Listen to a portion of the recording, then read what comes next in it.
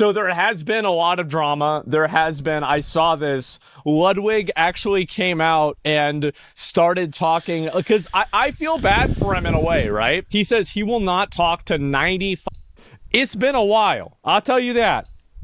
Tombed, yes, too many.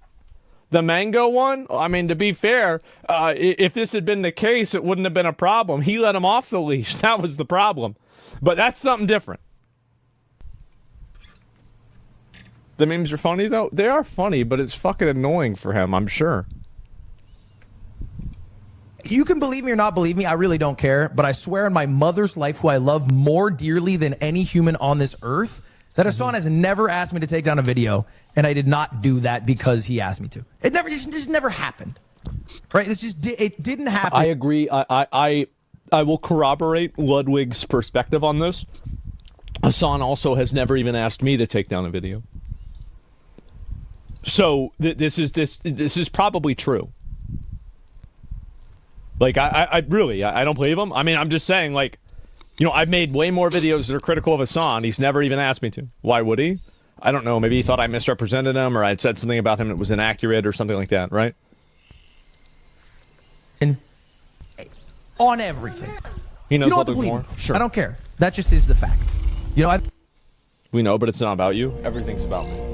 Everybody's always thinking about me. This is related to me, because I reacted to the video.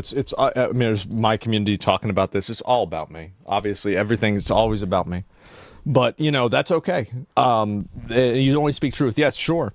And so, anyway, someone associated with the song? No, but nobody ever asked him to. And so anyway, so that's why he re-uploaded the video. It was really for a sponsor. And so anyway, I see Hassan didn't call him directly to take down a video. Also explains exactly why Hassan didn't have to. Hassan's cultivated a community that gets their marching orders from him, and they carry out the grunt work. I think this is true. I think that Hassan has created a very radicalized, aggressive, hyper, like radical audience. And I think that they go on Twitter and they maliciously attack and then misrepresent. Like, so I saw this, and I'll give you an example, right? And so this is just one example. I'm not going to go through like 50 of them, right? But like, I saw this tweet just earlier today. So anyway, Hassan making public accusations, mind you, could directly contradict everything that Cutie has said, instead of just asking Hassan if Cutie is so unbelievably gross, right? So you have people, what does Cutie see in Ludwig? So you have like these girls now that are coming at Ludwig's relationship that he's had for, I think, the better part of 5 years, if not more than 5 years, with Cutie Cinderella, and they're calling his relationship with his long-term girlfriend into question, and just totally... they're basically engaging in the most vicious and hostile form of character assassination that's like basically socially acceptable. And I think that's really what the problem is that there's an entire community of people like this that are part of Hassan's community. And again, if somebody wants to say, oh, but it's your community too, maybe you're right. You know, again, like, you want to complain about my community, I'll probably agree with you. But the difference is that I know that I have problems in my community. I think that for them, they act like they're always the good guys. Whenever you are making these like weird assumptions and stuff like this, and everything, and doing it seriously. Like, I've joked around about how at Cutie, you know, like with like the silky clip and everything, but like, I don't know. I'm just, you know, we're just having fun. But like, this is legitimate, right? This is serious. And so at a certain point, should a streamer be responsible for their community? Well, it's not really about a streamer being responsible for their community as much as this is a reason why people won't want to go against somebody like Hassan, and it's a reason why people will be reluctant to collaborate with him, or why people will resent him, is that they will have opinions about things that he says or does, but they'll be afraid of saying that and expressing themselves because they'll be misrepresented, lied about, defamed, and just totally fucking attacked for these extremely and very personal things that really, I mean, these people have no business making, you know, comments on this in a serious way about like his relationship with his girlfriend, right? Especially just over this. There's been a lot of these. Okay, here we go. Do I think Hassan shocks his dog? I have no fucking clue. I think he lied about having a shock collar. I think he 100% had a shock collar based off what on my For You page. Maybe I'm getting psyoped. He's adamant that he hasn't shocked her, But that 100% is a shot call, as a fact. I feel like that shit is 100% a shot call. But I got no clue. And I think when you come in and you say, oh no, you're going to get the song call now, I think like you are like genuinely pathetic. Like you are still pretending to live in a universe where it is like brave to speak out against Hassan, as if that is not like the popular side to be on. It truly, I think, is pathetic. Sure, right, yeah, and so he's only joining the bandwagon to protect his brand. Well, yeah, I mean, why else would he be joining it? It's like that's his job. You're saying that the guy that streams for a job is doing this because of his job? I can't believe this. Are you? Wait a minute. So all right. Wait a minute. Let's try and put all this together. So Ludwig has a job, and he wants to do something that's gonna make his job make him more money. Oh no. Are you sure about this? Oh, this is another one. Now, to be clear, I want no beef with anyone. Hassan's community, Asmin's community, Destiny's community. That means I'm out of content. No! You can't do this to me. No! The last time I did, I think Destiny wished death upon Slime and the rest of the podcast. Oh! If what I said offended you, I apologize deeply. I am Chinese now. I'm leaving Twitch and YouTube anyway for Billy. Seriously. I'll be out of your hair soon. Now, to be clear, I want no... I feel... Bro, I actually think that he's had enough. I really do. I think that he's had enough. It's just... I have no fucking clue. I think he lied about... He's had enough of this shit, man. And he's tired. Yeah, he's probably tired of getting entangled in this drama, in this bullshit over and over and over. And he's finally done with it, man. Bro, yeah, there it is, right?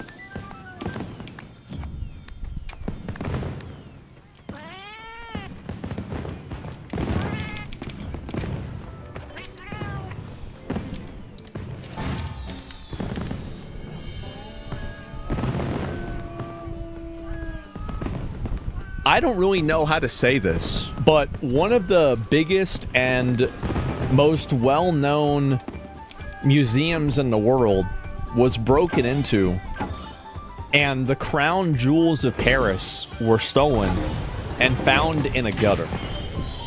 Like, there straight up was like some Ocean's 11, like, crazy, you know, movie heist shit that happened with this. This was insane. Breaking now, an international manhunt underway after masked thieves stole priceless jewels from the most famous museum in the world, the Louvre. Oh. Still shuttered after French crown jewels, literally, including a sapphire tiara and an emerald necklace set among 1,000 diamonds, were taken in a wild 7-minute heist on Sunday. 7 minutes. Only 4 of those minutes were spent inside the museum. The rest was getting in and out undetected. You don't do that without prior planning. Isosaurus is out front. Yeah, I bet they planned this ahead of time. I could have told you that. Yeah, it's like a movie. Exactly. Make a lot of noise over there. So over here in this room, you can take 100 million off the wall and waltz right out the front door. There it is.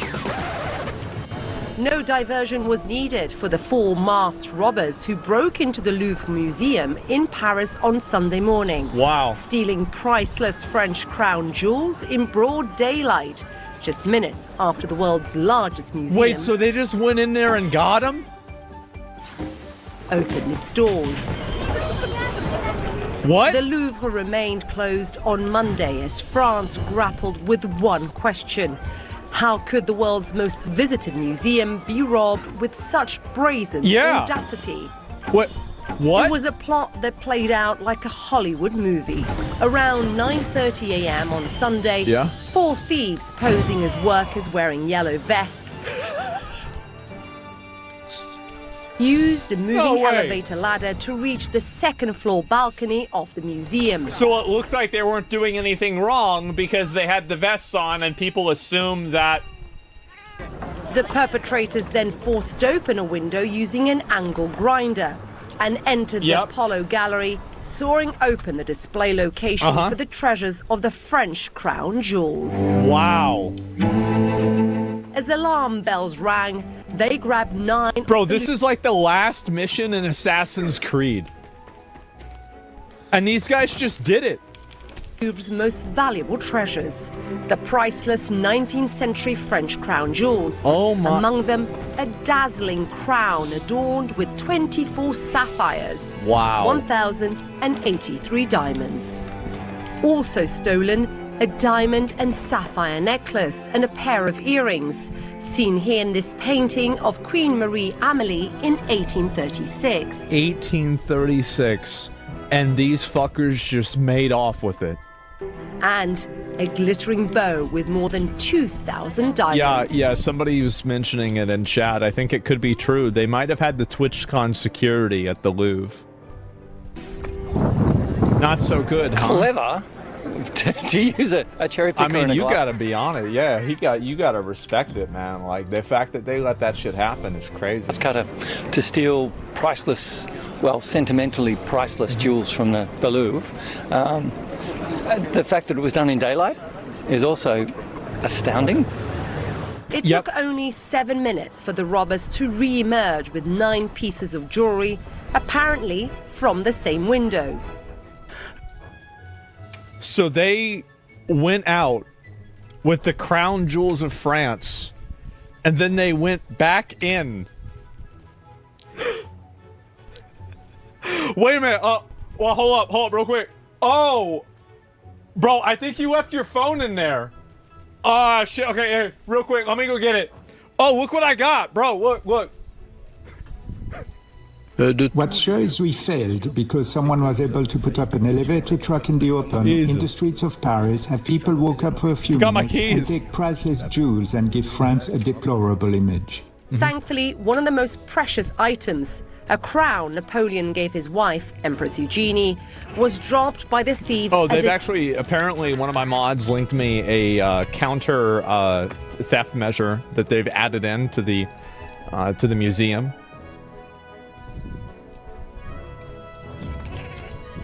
So as you can see here, if you look at the photo, it says not to take it. You don't get it.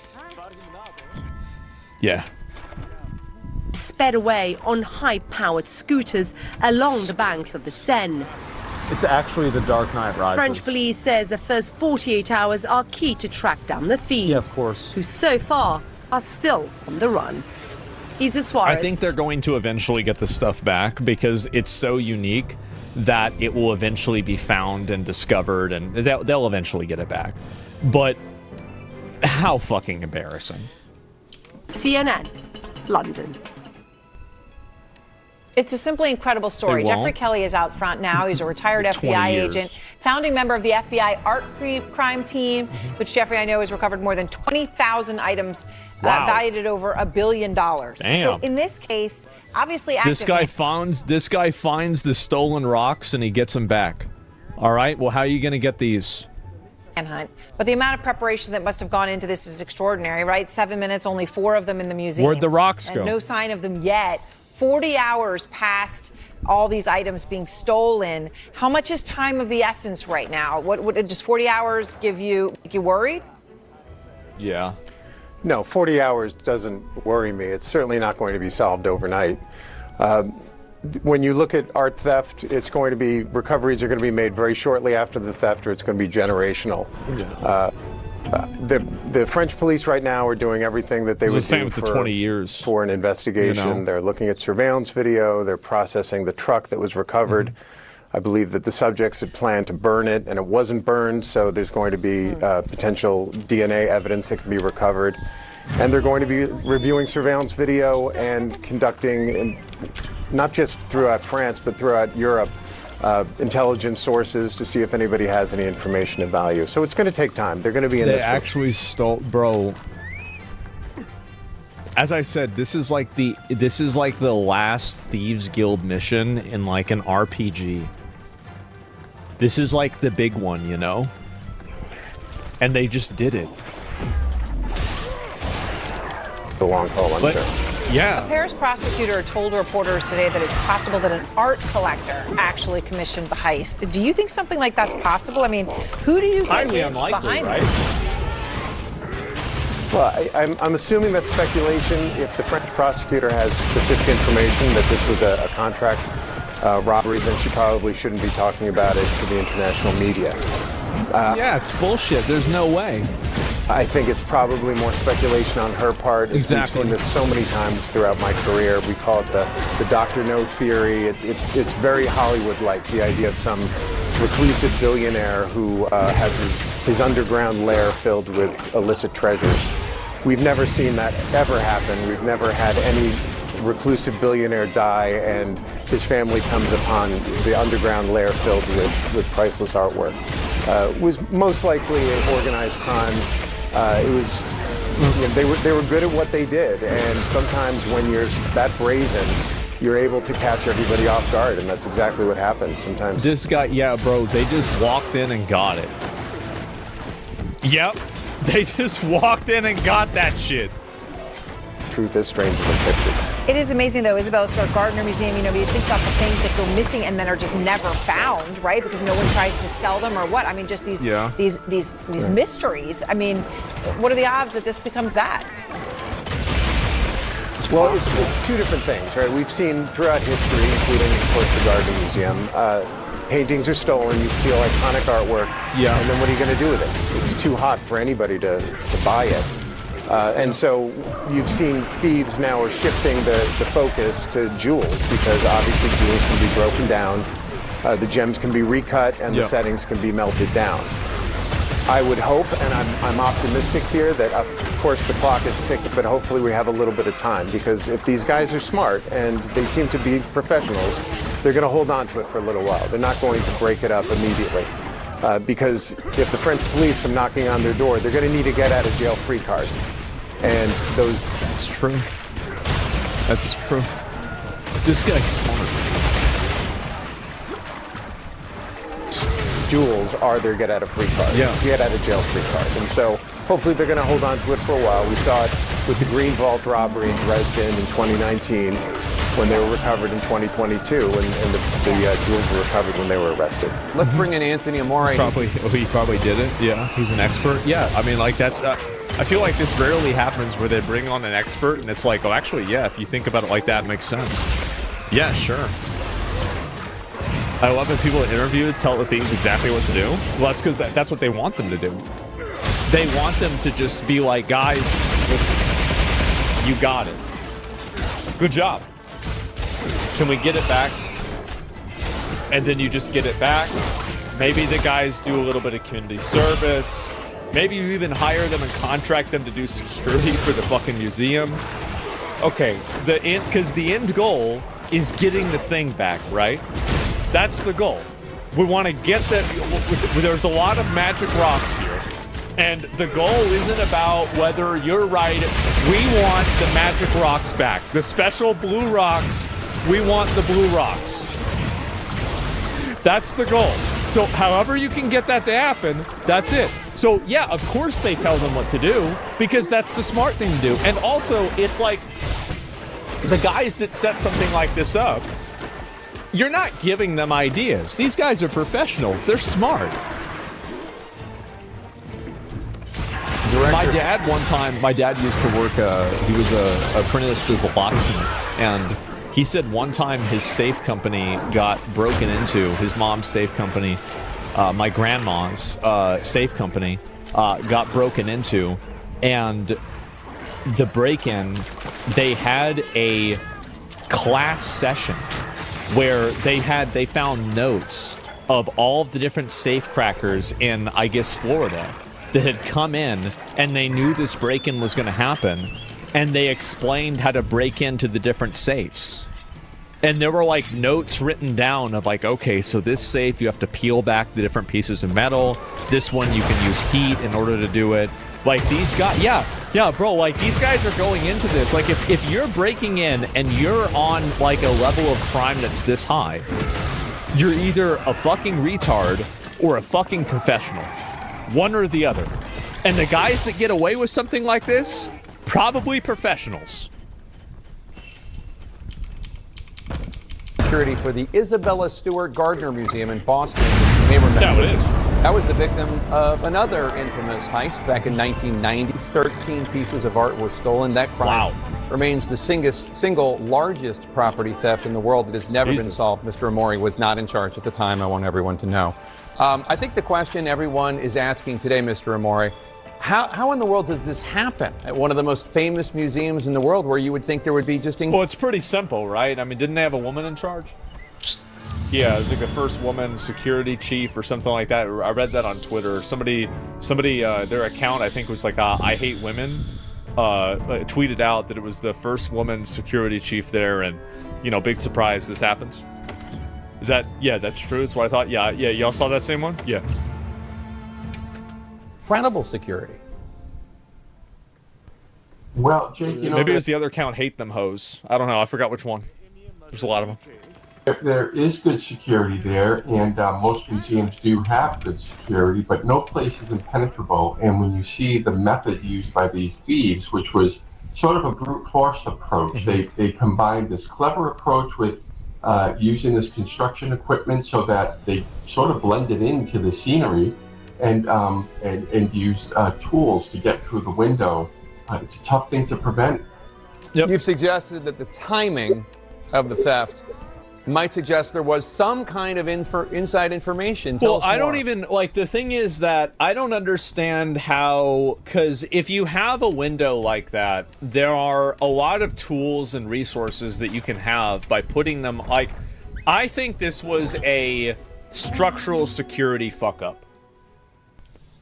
Like, I know a little bit about security, not a lot, but I know that you can prevent and you can have, like the people that are running it, like the day-to-day, like, yeah, sure, they fucked up, but I think this is a structural fuck up.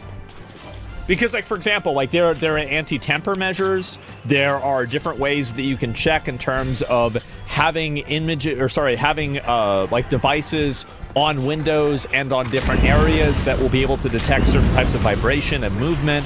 And it will automatically detect it instantaneously. There's not even iron bars. What I'm saying is that, like, yeah, my house is better security. Yeah, there's a lot, glass break sensors, alarms, etc., right? Pressure sensors. You have all of these things. And so, really, I think this is a structural security fuck-up. Too expensive and capable, Skip? Yeah, I mean, it's really expensive to do that. It is. It's extremely expensive to do that. Or they could just pay people to watch the stuff and make sure nothing bad happens. There's that too. I'm pretty sure the alarms were going off, not fast enough. What do you mean by that? The guards were not armed? Ooh. Well, it could be. You know, why did they do this at, say, 7 o'clock in the morning or 8 o'clock before the museum opened? They did it at 9:30 when the doors were open, and perhaps, speculation, the museum had lowered some of its technological guards protecting the building so that they could get in. I mean, the Louvre is the most visited museum in the world. I would suspect if it was me that I was going to find it through a window when the museum was open, the gallery would be packed. But when they got into the Apollo gallery, it was empty. They must have known that. So art recovery expert Arthur Brand says that because these pieces are so recognizable, he believes the thieves are probably going to dismantle them and sell the jewels and melt down the gold and silver. Do you agree? That's probably the reason they did this. I mean, you can't fence these things. It's sort of like a masterpiece painting. Nobody is going to buy it from you. There is no person commissioning these heists for that reason. There's no collector. So, but I think that the thieves are probably holding off for a bit first to see, hopefully, to see what the museum's response is going to be. It's a government museum, so it's probably self-insured. So I wonder if they're waiting to see if a reward comes. Yes. Well, there might be something. That's probably what they would do, right? I mean, like, because if you go and you steal this shit, right? You steal this shit, and then they say, we're going to give you $10 million to give it back, and then you just give it back, like, then you just made $10 million, right? Stolen art collecting is huge. Yeah, but the problem is that, like, and I don't know, I don't really know a lot about this. I have no idea, but I'm assuming that, like, whenever you're stealing art, you're probably talking about, like, maybe, like, a third or, like, a fourth tier, like, you know, Vincent van Gogh painting or something like that. Like, one that's, like, not really very well known. Whenever you're talking about something that's, like, extremely well known and everybody is, like, aware of what this is, I think that it becomes a lot harder to do. You see what I'm saying? I mean, it's literally like the French crown. Here, I mean, the paintings that were stolen from the museum at which you were, they're hanging somewhere probably, right? No, that's never happened actually, Jake. When masterpieces are stolen, people who stole them quickly find out they're too recognizable and too valuable, and there's really no buyers out for them. You're not going to find an instance really in history where that's happened. So perhaps things are stolen thinking you can sell them, but you quickly learn you cannot, which is more difficult for an investigation because if you hold the stuff tight and you don't shop it around, then it makes for less witnesses. Anthony Amore, thanks so much. Appreciate your That's true too, absolutely. And wait a minute, this is part of No Kings, No Crowns, No Kings? Yeah, surely it is, right? These guys an expert then? Yeah, is it an expert then? Of course he is. I mean, realistically, how many people with a lot of resources and money would want to invest all of those resources and money into something that they can't show anybody that they have? It just seems like something that people wouldn't do. Now, I'm sure maybe there's somebody out there that might do this, but it seems very unlikely, right? It does seem like Saudi. Why would the Saudis want that? Why would they want to pay somebody and cause all this problems? Like, don't you think they have enough of their own issues and enough of their own things that they would rather do rather than paying people to steal French jewels? Like, it for fun? Why not? Because it puts them in a tremendous risk. It's a tremendous risk for them. Like, these are people that have to constantly worry about shit all the time. Bear with me, two independent... Sorry about this one, pauses. These people have to worry about a million other fucking things. Assassinations constantly, everything. Nah, bro, like, that's probably not what they're gonna do. Yeah, Ocean's 4. Yeah, the movie, you mean? And Inspire the next Pink Panther movie? Yeah, definitely. And you see JB's streaming on Twitch now? I don't know. Is Israel? Imagine paying someone to touch your French tool. People get confused. The black market for stolen art is always pieces that are less known. Nobody's stealing world-famous artifacts. Yeah. I mean, like, because you can't even show that. Like, how can you show that to somebody? And then it's like, if you do something like that, then everybody is going to fucking find it. People are going to find out, and it's going to get around, and then you're going to get fucked. The people that are actually, like, you think about it like this. The criminals that are smart enough to have the resources to buy something that's that valuable are not going to be stupid enough to put themselves in this position. That's the truth. They're going to do that. Why the hell would they do that? Yeah, and yeah, rich people love showing off their, what is this here? Showing off the other rich people who do this. I mean, I think this is a whole different thing, right? It's a whole different situation. And then also, didn't they find the crown? I thought that they found the crown anyway. Let me see if I can pull this up. They found it in, like, the gutter or something like that. Let me see if I can pull this up and find it. Where the fuck did it go? No, let me see. Where is it? Where is it? God damn it. I might not be able to find it, guys. I'm sorry. Well, it was somewhere, okay? But yeah, the crown of the Empress Eugenie, stolen earlier today, has been found broken outside the Louvre Museum. Yep. This shit.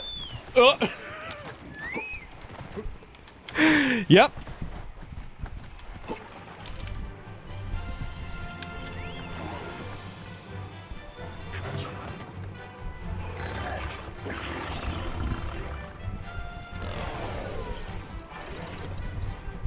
Pro-Palestine activists have spent the last 2 years disrupting public spaces around the world, pushing their Free Palestine agenda. And despite Donald Trump brokering a monumental peace deal between Israel and Hamas, the protests have not stopped. But bizarrely, the activists don't seem to be taking note of current events, because whilst the ceasefire is in place, Hamas are trying to cement their control of the region the only way they know how, by using inhumane force, which is having dire consequences for innocent Palestinians. Point 13 of the Gaza peace plan says that Hamas must disarm and disband.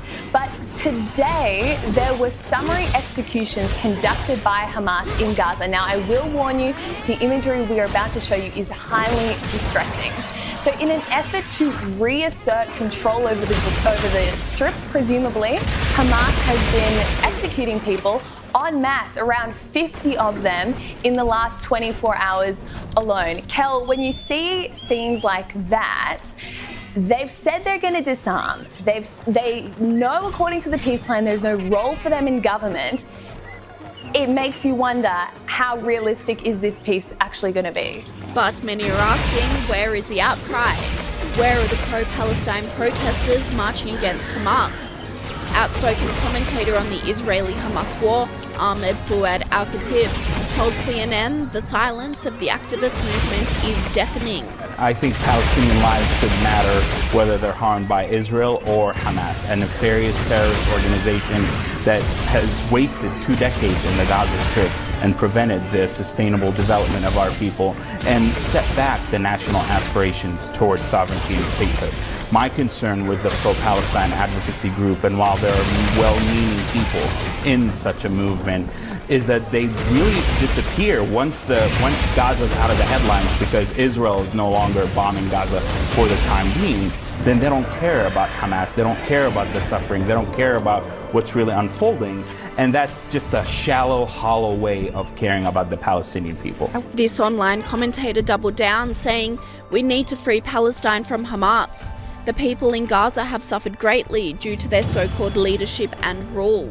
And that's exactly what Donald Trump is trying to do in phase 2 of his peace plan, saying if Hamas does not put down their weapons, he will force them to. They will disarm, and if they don't disarm, we will disarm them. And it'll happen quickly and perhaps violently. But they will disarm. Do you understand me? Yes. Because everyone says, oh, well, they won't disarm. They will disarm. And I spoke to Hamas, and I said, you're going to disarm, right? Yes, sir, we're going to disarm. That's what they told me. They will disarm. The president followed up his threat today with this chilling message. He said, if Hamas continues to kill people in Gaza, we will have no choice but to go in and kill them. White House Press Secretary Caroline Leavitt unleashed on the pro-Palestine protesters, saying, where are they now?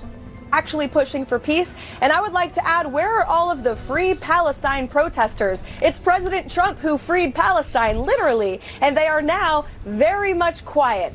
Because why? They can't stand President Trump, and that is the basis of the Democrat Party today. And whilst it defies logic, some pro-Palestine protesters just refuse to give up. Like these protesters in London who say ceasefire means nothing. Ensure that we are not able to end not just the genocide, but the settler colonial racist apartheid regime that is Israel. Let's not get confused. A ceasefire means nothing. A ceasefire means nothing if it demobilizes us from ending Zionism itself. An ideology of fascism, an ideology of racism. In order for Palestine to be free, Zionism has to end in this world. That is a pure fact. That is a material reality of our cause. And perhaps the most outspoken protester of them all, Greta Thunberg, has been suspiciously quiet since her failed flotilla return and Trump securing a ceasefire.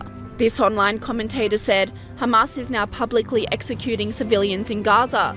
Will Greta Thunberg organise protests against this?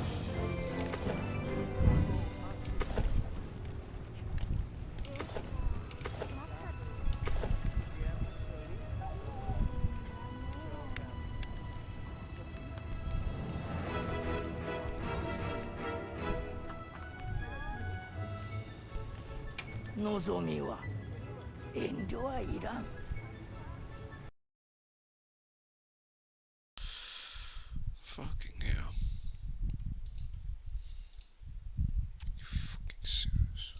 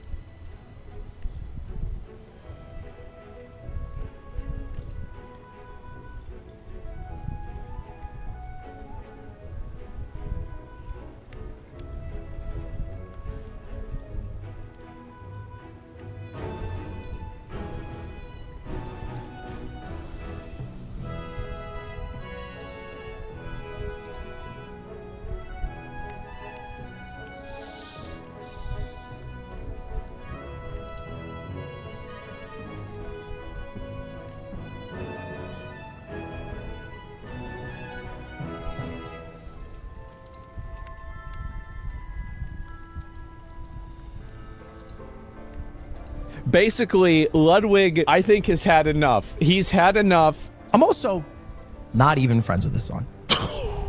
Legitimately. I thought that, hey, His community called her a Zionist. Just to give you a sense, this dude is still a mod, a freaking... He is mad. Being down. Asm's community, Destiny's community. That means I'm out of content. That offended you, I apologize. Actually, Ludwig, please just fucking go. Bull. Oh, God! Oh, my God! That scared the fuck out of me! Oh, my God! He wasn't here. I'm not trying to be his friend, though. Why was he a bitch? Come on. So let me get this straight. Somebody said this girl assaulted them. I've been vocal about the situation originally and nobody cared. For context, she grabbed and held down Saeed, FaZe Silky's assistant, on stream while her friend Zoe Spencer twerked on him after he repeatedly said no and tried to get away and tried to take his clothes off. Now she's lying and saying that she didn't do shit when it happened on stream. They didn't even post the full thing. There is a part where they literally take me to the room and try to pull down my clothing. When it originally happened, most people were attacking me. I felt so uncomfortable talking about it. What is this? What is going on, man? Zoe, he's not consenting. Huh? He's not consenting. Oh my God. Oh my God. Saeed. Saeed, come here. Oh, no. Hey, yo, cut the cameras. Cut the cameras. Yo, cut the cameras, bro. Zo, do your shit. And you see this clip, right? Listen to this again. Like, who wants to walk around being called that? That's embarrassing for him as a guy. So she's saying that it's embarrassing for him that these two girls went up to him and assaulted him. Why was he a bitch? What a disgusting fucking bitch. There's no excuse for it. Even if some guy is attracted to her, doesn't mean that everybody is. Why is this bitch on the platform right now? What is this? What is going on, man? Can you imagine if two guy streamers did that to a girl? Really? Like, imagine. This would be like national news. Like, you'd have every fucking person tweeting about how this is another example of culture and how men enable this stuff and everything. Like, we'll put out a video about it. I mean, if they don't get banned, I'm gonna tell you this. Twitch is a supporter of assault. Guys, don't worry. The CEO is having a good time. I wish I was lying, but this is really what happened. I was talking to Ham. I'm like, maybe don't go out tonight. You know what I mean? Come check us out at Grand Rapids Comic-Con November 14th through the 16th. Hope to see you there. What's the matter with you? Reading comic books like a trash. What are you yelling here, you know?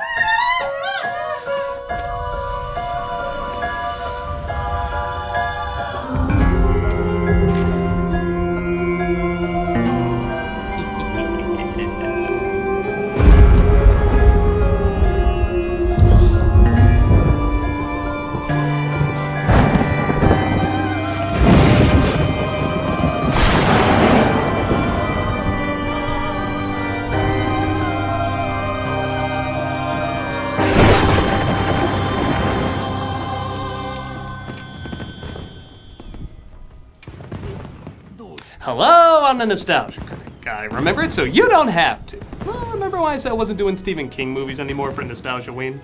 I lied. Since I'm using random clips. Monkey!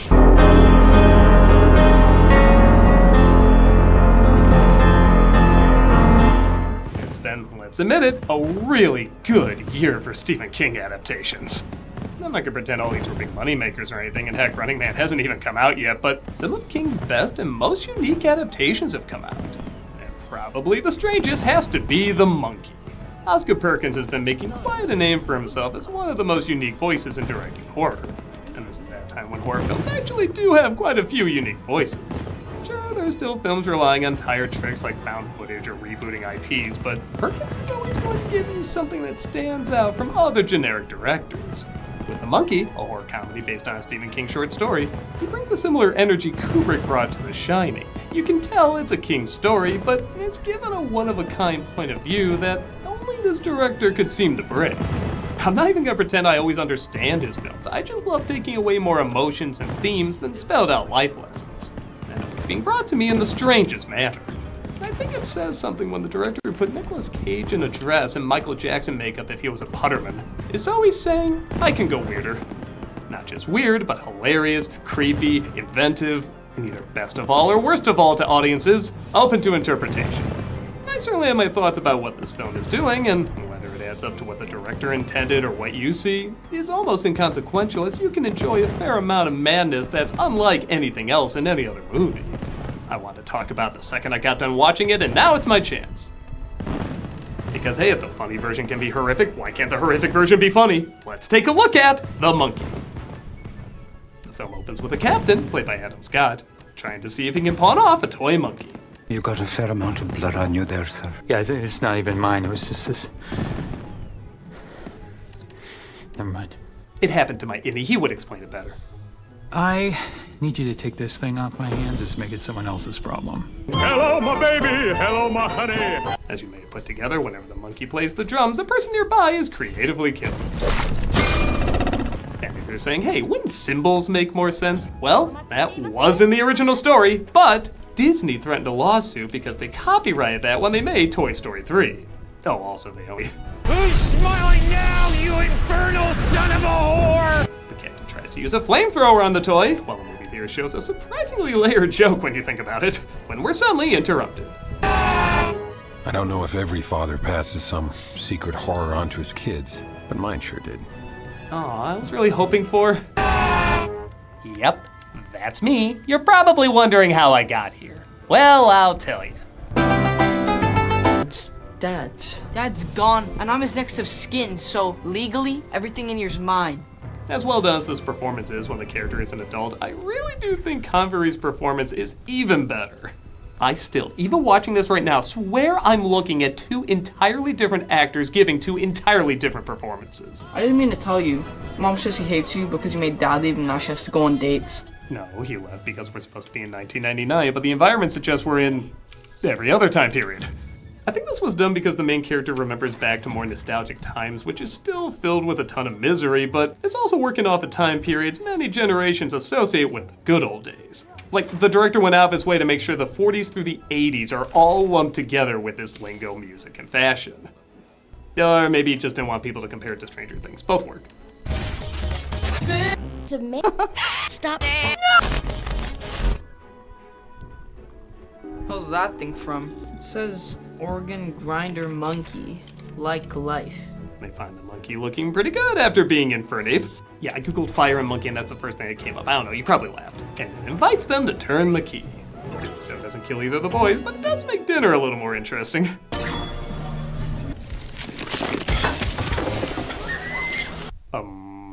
Free coupon good on Thursdays. Holy shit! This is a movie where the emotions of the moment do most of the storytelling. Like, they're at the funeral of their babysitter. They've had a few days to let this sink in, but because we cut straight to it, they act like it happened just seconds ago. Like the memory of that event is so jarring, you carry that shock with you whenever you remember it. Oh, fuck. And I'll just say it, this priest is my favorite part of the movie. Gone by accident.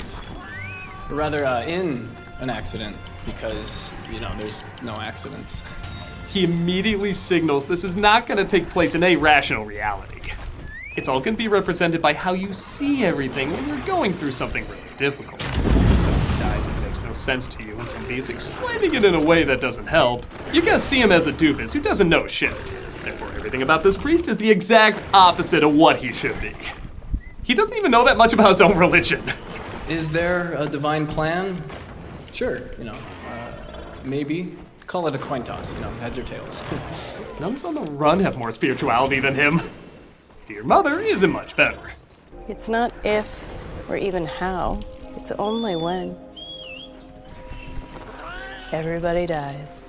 Why do I want it feels like she's turning into Sacha Baron Cohen? Come on, let's go dance.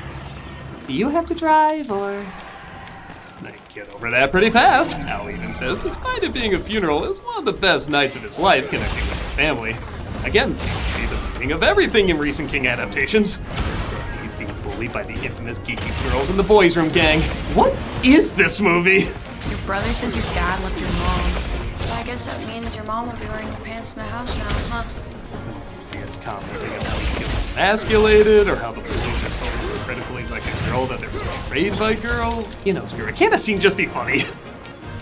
Taking his pants, the school doesn't even give him a spare or anything. But thanks to when Bill teams up with the girls because he keeps saying the monkey is following him. Pat sees it because he's monkey to put a hit out on his brother.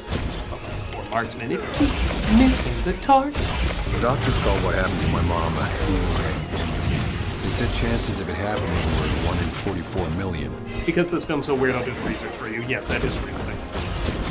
Man, this kid's performance as Bill is both so sad and so funny at the same time. Hey, Mom! Mom, wake up! That's a funny joke. Mom! Okay, keep talking. I am delightfully disturbed. They're handing it over to their Uncle Chip, who, holy shit, is the director. We're gonna do our very best with you, Bill. Just that our very best might be pretty bad. He seems like a guy who would make this.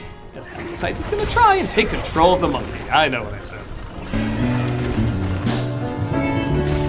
Thank God, May. Now things will calm down. Bill keeps his suit on to prepare for whatever the next funeral is. I'm sorry, how does this only have a 5.9 on IMDb? Imagine they don't have to wait long. We should try it on purpose to see if anyone else we know dies. I'm gonna try it. Don't kill Way better than this is an Always Sunny in Philadelphia title card. I'm gonna try it. Don't kill They tried dumping the monkey in a well, and for a while, it seems to work. 5 years, in fact. Bill accidentally seems to take the wrong step. So afterwards, oh, it's still going, I guess.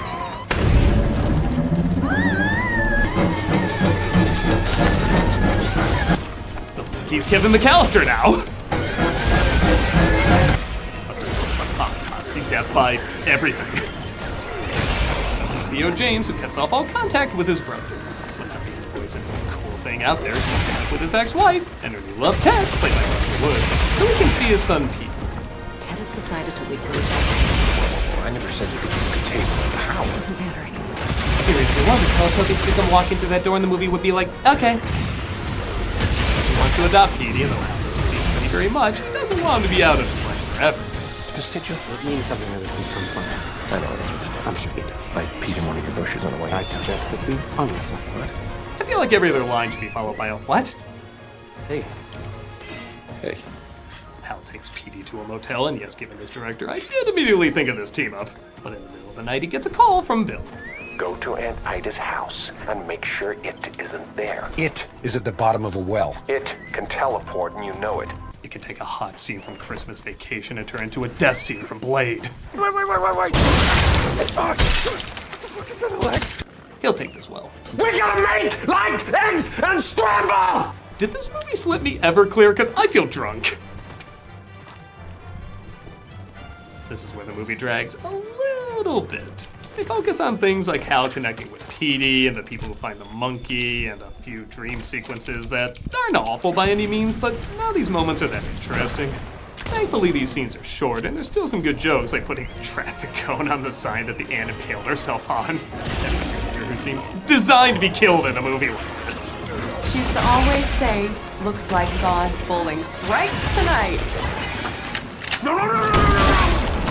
I don't care how obvious it is, that sign is hilarious. At least the cops are normal. It's a goddamn mess in there. Hey, yo, Stain. Have you actually been up there? It's like that restaurant.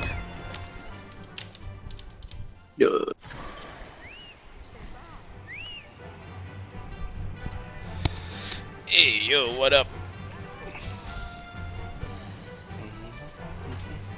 The Blue Protocol Taiwan server came out. Oh. Then Okay. I cannot find a single English guild. The whole game all Chinese. Then no one wants to. Huh? No one wants to make an English guild at all. You be the first to make, lor. Thing is, whenever you make, right, suddenly someone else got, then maybe they are whale guild or some shit. People will go there. Then you also join, no?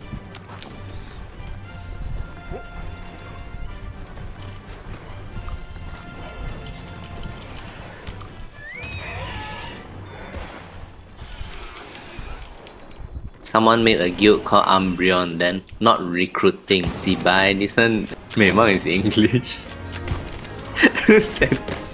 Not recruiting. Fuck.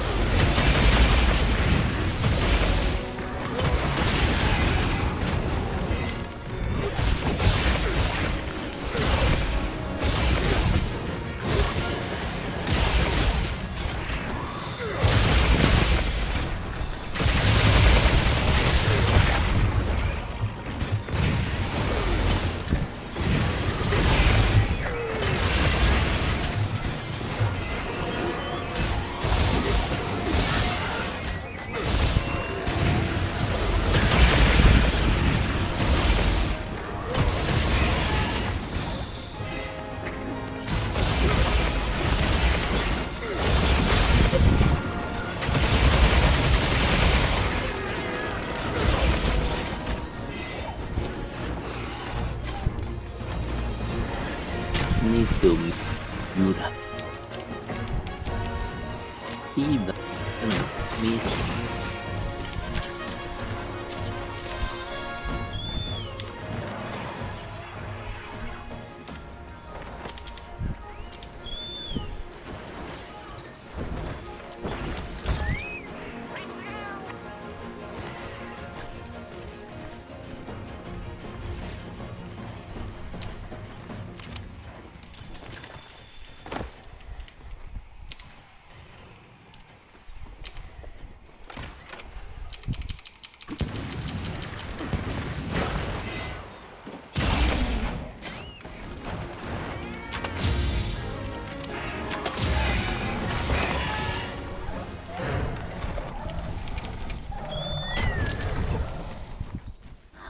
Spaghetti City. Everybody talks an exact wrong thing to say ease. The town is so small and desperate for excitement, they literally cheer on death. Can't find any modern comparisons there. And Hal puts together that Bill found the monkey and is constantly using it. Bill figured out that. What?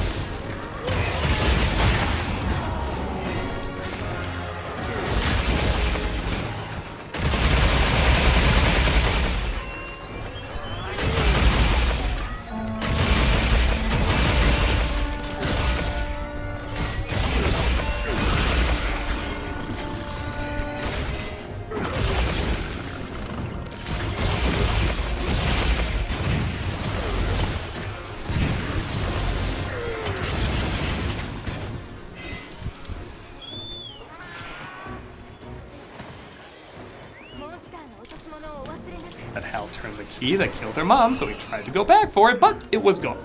So he obsesses over finding it, causing him for years to see it everywhere. Oh my god, somebody finally has the same fetish. I mean, bunny. He even wears the same suit from childhood to prepare for more funerals. Or he's an AC/DC fan with King, either is possible. If you want me to stop turning the Key, bring Petey to me so he can turn it instead. the person who turns the key never dies. He bought the key from the people who bought it at the yard sale and has been trying to use it to get revenge on his brother, causing the deaths of several others. Hey, Petey. Hey, buddy, we gotta go, all right? Come on, we gotta go right now! Jesus Christ. Again, the one thing I don't really get into is Hal's, or even just the movie's connection with Petey. It's not like Petey's an awful character, he's played fine and everything, he's just kind of forgettable. Yet the story tries desperately to work him in a lot. Where's Petey? Oh, there he is. I want Petey to keep turning the key or I will. Why? You could die then, unless that's what you want, but then anyone could do it. Where's Petey? Oh, there he is. I don't know. If we're supposed to feel for this connection between father and son, maybe it should be introduced around the 40-minute mark. Shut up! Shut up and hands up! Whoa, just relax. The guy Bill bought the monkey from named Ricky, played by Rohan Campbell, wants the monkey back because it reminds him of his dad. Again, that father-son connection feels very last minute, as he forces him at gunpoint to go to Bill's location. To its credit, this character is pretty funny. He even has a twin brother, just like the two of them. You get in there, you get me the monkey. Or I swear I'm gonna shoot you both like a lot of times. Man, this poor guy keeps getting cast as the dollar store parallel in horror movies. He forces Petey to go inside where he meets Uncle Bill. In your infinite wisdom, I trust your flaming sword of righteousness. Strike the right person, and only the right person.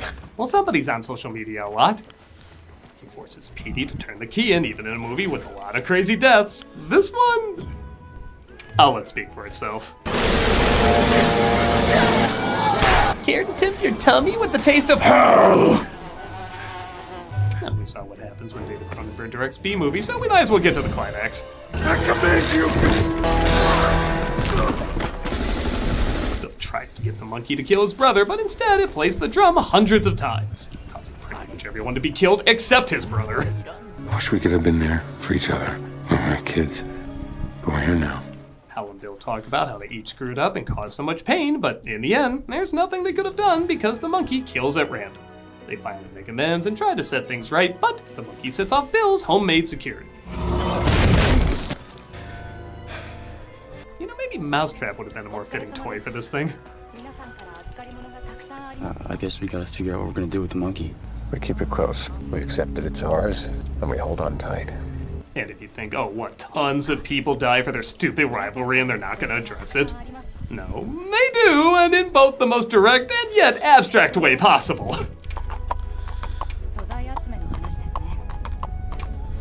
The way things are going, I assume we'll all see you in 20 years or so.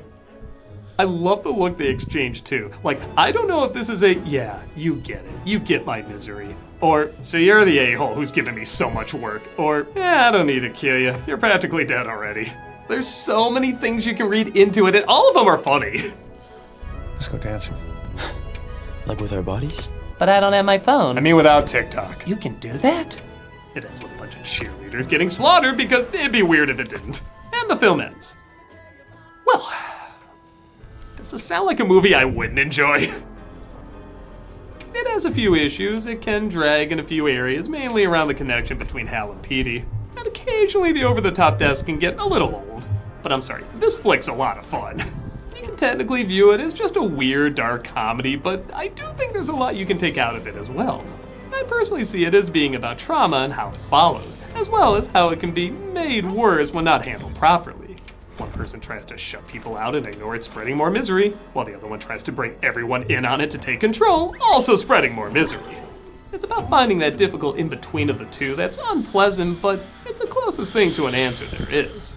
As the film says, keep it close, accept that it's yours, and hold on tight.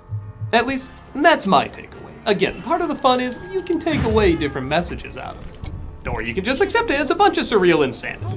Whatever your takeaway, there's a ton of laughs, a ton of great moments, and a ton to talk about in this bizarre masterpiece of madness. I'm a nostalgia critic, guy, remember? So you don't have to. We're gonna make like eggs and scramble! We're still doing cameos for charity, but I'm gonna switch things up a little bit. As many of you are probably aware, I got chronic fatigue syndrome about 1.5 years ago. It's still with me, and while it's not nearly as bad as what other people have, there's still very little known about it, not much research or anything, and it probably goes without saying it's really spiked after COVID. So rather than change up the charities every month, I think I'm just gonna give the money to one charity, Solve ME-CFS. There are so many people suffering greatly from this, and like I've said in the past, I'm not suffering nearly as bad as so many people out there, yet it's still getting in the way of how I live my daily life. So I can't even imagine what so many other people must be going through and the toll it must be taking on them. So if you want a video of me saying happy birthday or congrats, good luck, or whatever, click on the link below and be giving to a good cause. If you're like, no, your face is a butt and I don't like you, well, consider giving to this wonderful organization anyway. Like I said, there's a lot of people suffering from this, and we don't really know the reason why. So maybe we can all come together and help them help many more.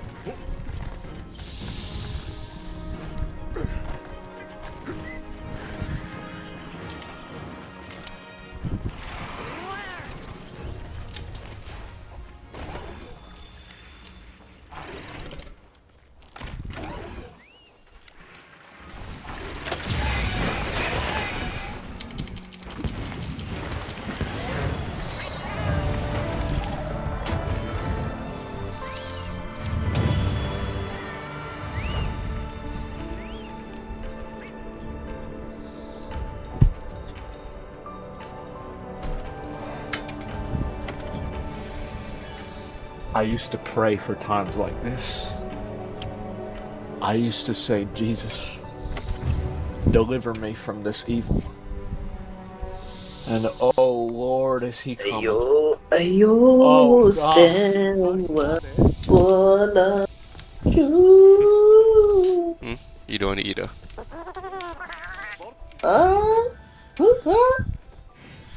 Shit, 11:30 already. Yep.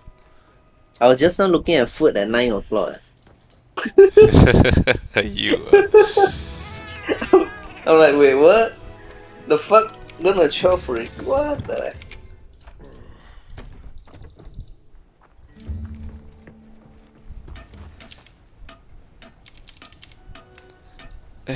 I go get food first. Be right back.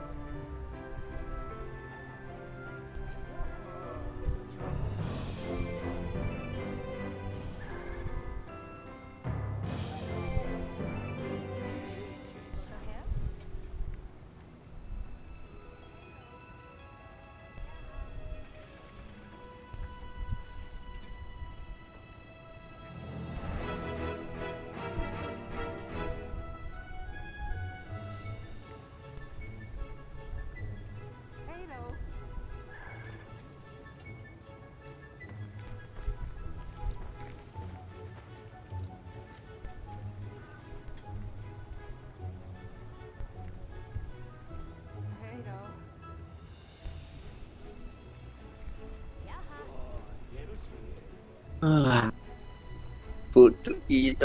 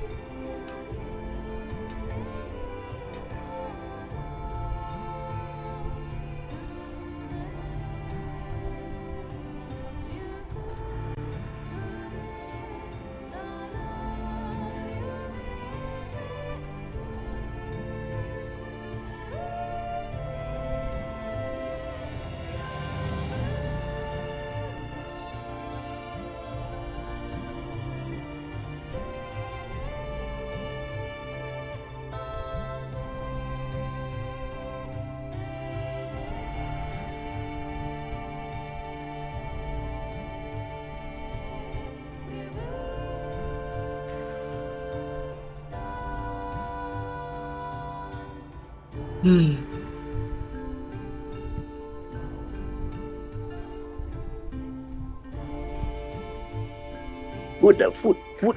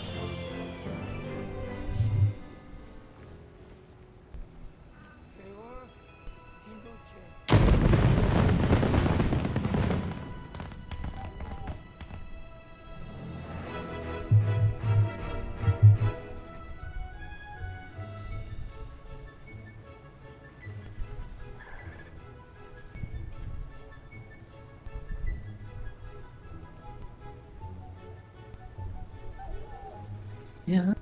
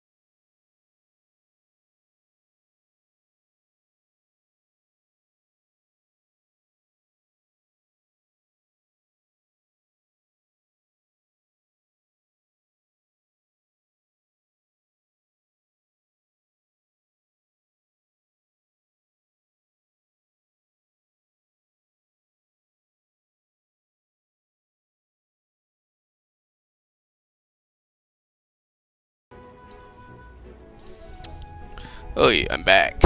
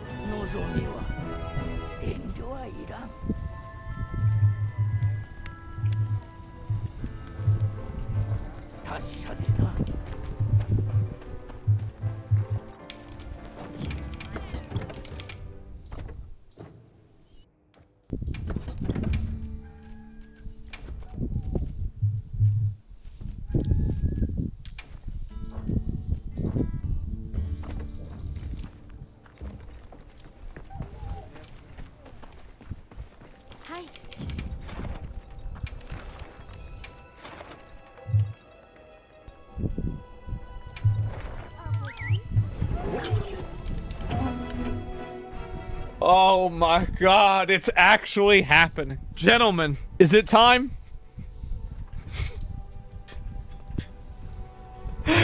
Oh man.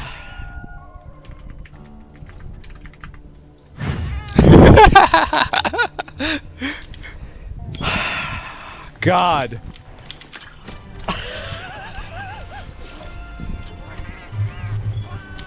How does this keep happening?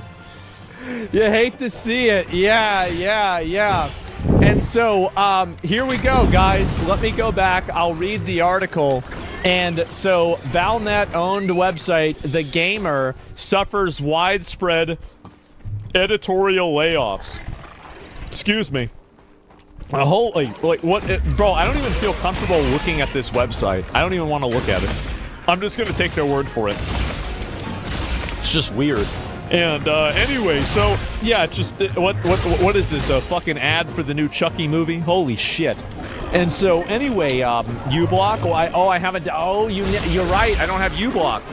uBlock Origin. Oh, okay, give me a second. uBlock Origin Lite. Okay, and this is for Firefox. Okay, there we go. Add to Firefox. There we go. It's been added. All right. So hopefully now it's going to work, okay? Wow. It's normal. Okay. So, video game website, The Gamer. And by the way, these people are absolute, like, bro. These people don't make slop. They are a hog farm. This is insane. Like, they come up with garbage all the time. All the time they come up with garbage. What's an editorial layoff? They're firing the people that write the stupid articles. So we're gonna come up with it, and I'm gonna just pull up the website right now, okay? The Gamer. Okay, and so we're gonna find out what some of these articles are, and we're gonna see. Here we go. Let's see. What are some? Does it show any popular articles? Like, are there any popular? Latest articles. So there's another one here. I don't know if I can really find them, but they have retard articles written all the time, right? And it's very annoying. I don't like this website very much. I think that they're very biased. And anyway, so we're sending more of them back to McDonald's. We are. They're being sent back to McDonald's. They are experiencing widespread layoffs, according to former staff. On Wednesday, several former members of the site's editorial teams took to social media to announce that they had been laid off. According to multiple former employees speaking anonymously, entire sections have been, quote, decimated. Wow. According to those still at the outlet, the Gamer will continue in a slimmed-down form. Those who remain aren't clear on how that will manifest. According to staff that spoke at VGC, these layoffs have been expected, but the scale has surprised even those still at the site. VGC has reached out to Valnet for comment, and I'm assuming there is no comment. So Valnet unfortunately let go of the entire gamer features team today, along with several other staff members. Many incredibly talented and hardworking writers I've seen the pleasure of working with after the last several years. The gamer, and you can see, by the way, Rhiannon the Witch at Blue Sky. Sorry, you're gonna have to go back to the crystal shop and start selling rocks again. Maybe you can read people's tarot cards too, because nobody wants to see your game reviews. That's it. You're gonna go back to sell, like, we have a big issue is that, and the thing is that a lot of these girls, back in the day, they would be living in a swamp selling mushrooms. But now, they have a computer. And the damage that that's caused to society has just been unfathomable. I don't even know how much that we can even say. She's still there. Wait. No. She's still there. And we're being laid off today. Hi. All right, we gotta wait for the next one then. I'll be waiting. No, it's all right. I'll be waiting. No, it's fine. She got more time. Like, well, now, honestly, she should be saying thank you. Who remains at the site? She should be saying thank you because I've given her career advice. Because I think that you know where you're going. I know where you're going. We all know where you're going. This is what's gonna happen. And you know it. It might not have happened yet. But we, yeah, that's it. And, Pharma, no, exactly, say thank you. Yeah, honestly, she should be saying thank you in this regard. This is, you know, completely free career advice. And so, anyway, these job losses are in the latest of what's been a difficult period in games media. In May, the popular outlet Polygon was sold to Valnet. And so there's another one in May. The cult favorite video game outlet Giant Bomb featured staff departures. Other leading publications such as IGN and Gamer Network, which own sites like Eurogamer, have also experienced job losses. So, gentlemen, once again, we are sending them all back. They're all going back. Isn't it funny how this is how we actually treat garbage? We don't compost it or deal with it correctly at all. Yes. And so anyway, you go around and you look at this. Hate to see it, and everybody is thinking this shit is funny. Everybody is glad these people are getting fired. And here's the reason why everybody hates these gaming media companies, right? These gaming media journalists. It's because you're lying retards that misrepresent everything, and you tell people things that aren't true. That's the reason why people don't like you. It's simple. You're just lying retards. If you weren't lying retards, people would like you. But you are, and people don't like you.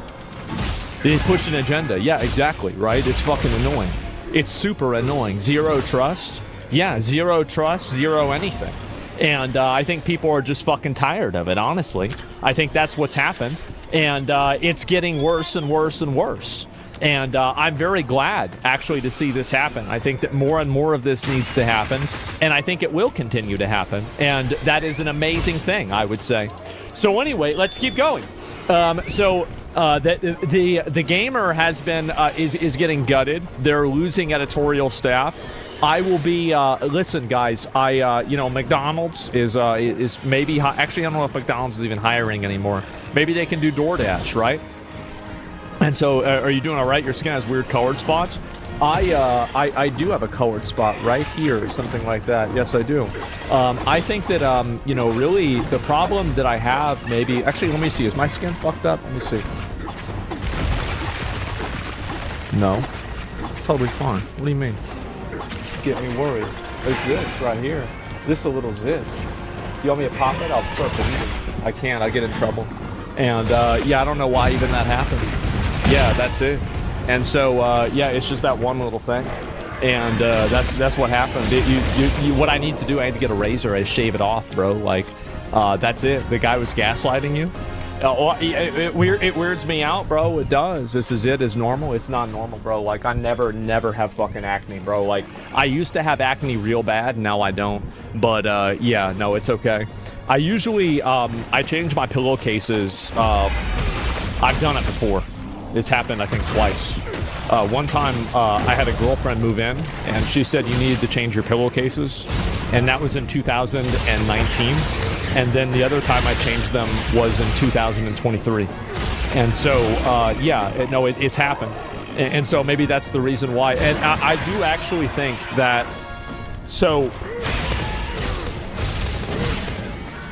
like, I didn't shower for a really, really long period of time.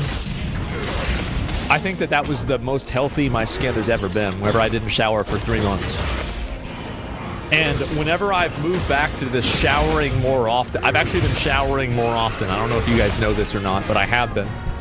It's been I've been trying it, right, as like a science experiment. And it's a science experiment that's been going wrong. I know, it's disgusting. Yeah, I did not shower for 3 months. And the crazy thing about that is that it was almost 3 months, to be fair. It was a little bit under that. I actually became more clean than a normal person does. The problem is that I think that the world is dirty and I am clean. And so whenever I interface with the world, it gets the dirt and the bad stuff on me. But you broke through the other side. Yeah, exactly. Because, like, this is what will happen. And if you don't believe me, do it yourself. Okay? So this is what will happen. So, this is time and this is cleanliness, okay? So this is whenever you just first start showering, okay? Starts leveling off, right? Because you can, at a certain point, you stop getting dirty. Here's the phenomenon that a lot of people don't know. The body starts kicking in the self-cleaning apparatus that's been developed for millions of years. L'Oreal has been a company for 100 years. Your skin has existed for millions of years. You then become more clean over time. And this is what happens, right? This is science. I'm making this up right now. And so you actually become more clean. And I don't even know, I'm not sure I don't know what peak performance is. But your body will start creating a self-cleaning enzyme apparatus. Okay? And this is what happens. And so you start actually no, for real. And you lost your smell because of dead rat? No, because I can still smell dead rats. That's not true. So that's it. And so just eat the dirt. And so you actually become more clean as time goes on. And that's what happens. And what's this here? The only problem is that the ass ain't gonna clean itself. Well, I mean, yeah, you probably should wipe your ass. I mean, that's different. But, like, stop speaking nonsense, please. I haven't showered in 7 months. He's right. Yeah, exactly. Like, that's probably the cleanest person in my chat. Shamans use dirt as a shield? Yeah, exactly. Like, why is it that every ancient civilization used dirt as a shield? Why is that?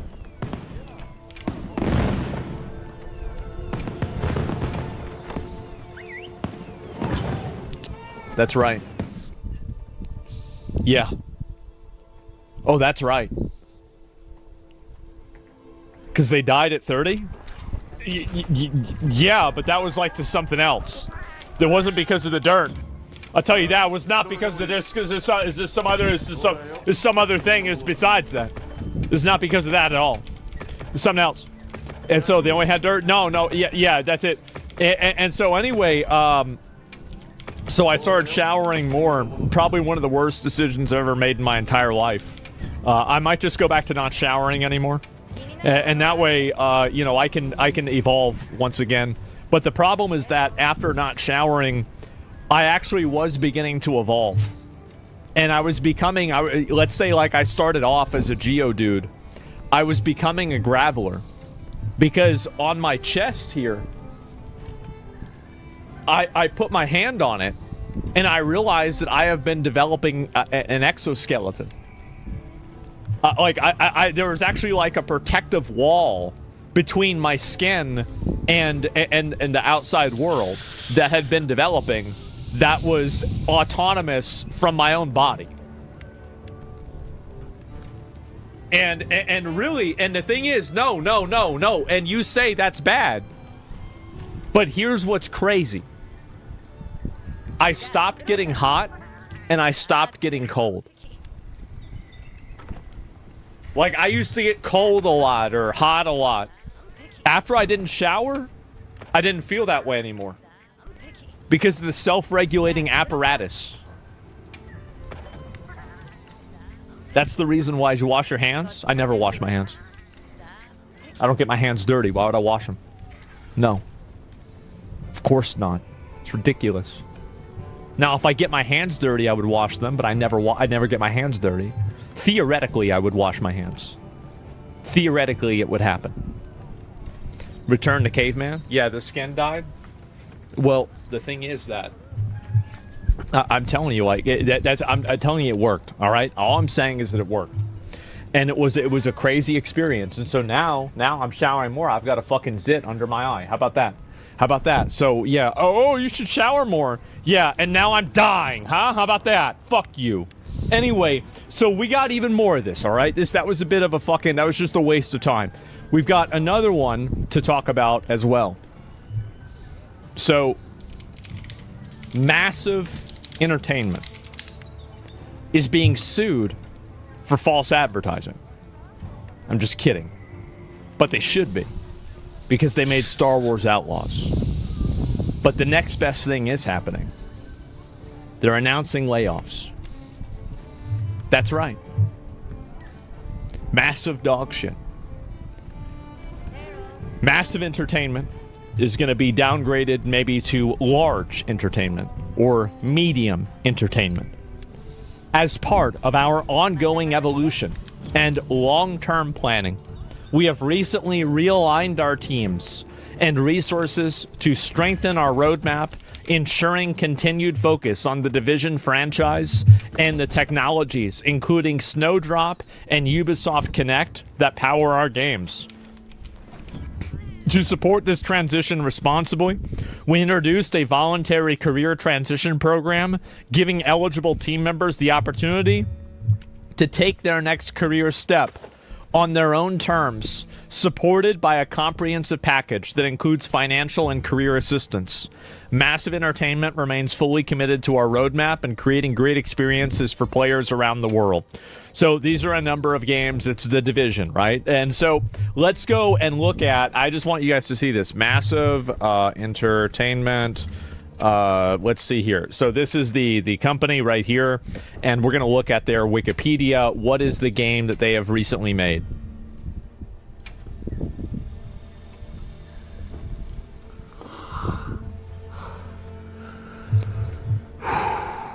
It's not so good. Oh, it's not so good, guys. More like massive failure. That's right. It's real bad. Oh, man. Uh-oh, it's your favorite game. And then they also made Avatar: Frontiers of Pandora. So, Star Wars Outlaws. And also, let me go back and I'm going to show you... let's see, success. So I'm going to just go ahead and maybe pull up some of the clips here and see if we can find any more of these. And we should hope for Star Wars Outlaws success to prove lightsabers aren't required. Well, you were retarded. One beer said Star Wars Outlaws, thanks for being part of the journey. Well, you're retarded.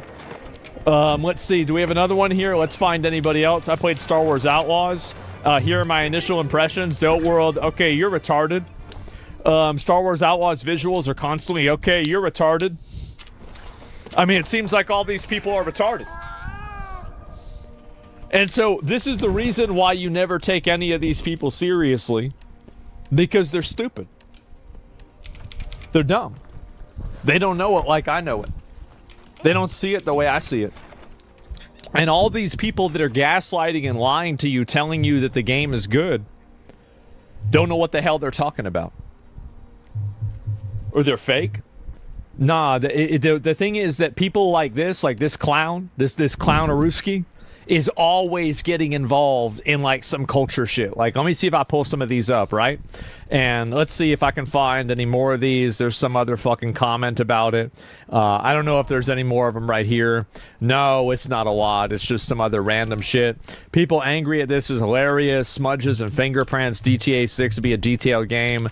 This is some other bullshit. Ghosts of Yotai. A step up from Tsushima in every way. It's up on my website. Go to my website. Think about CD Projekt release Witcher 4. Like, the thing is, guys, this is gonna be the worst prediction of all time. Is it? Yeah, actually, it's not. You've had some other bad ones. We just looked at one.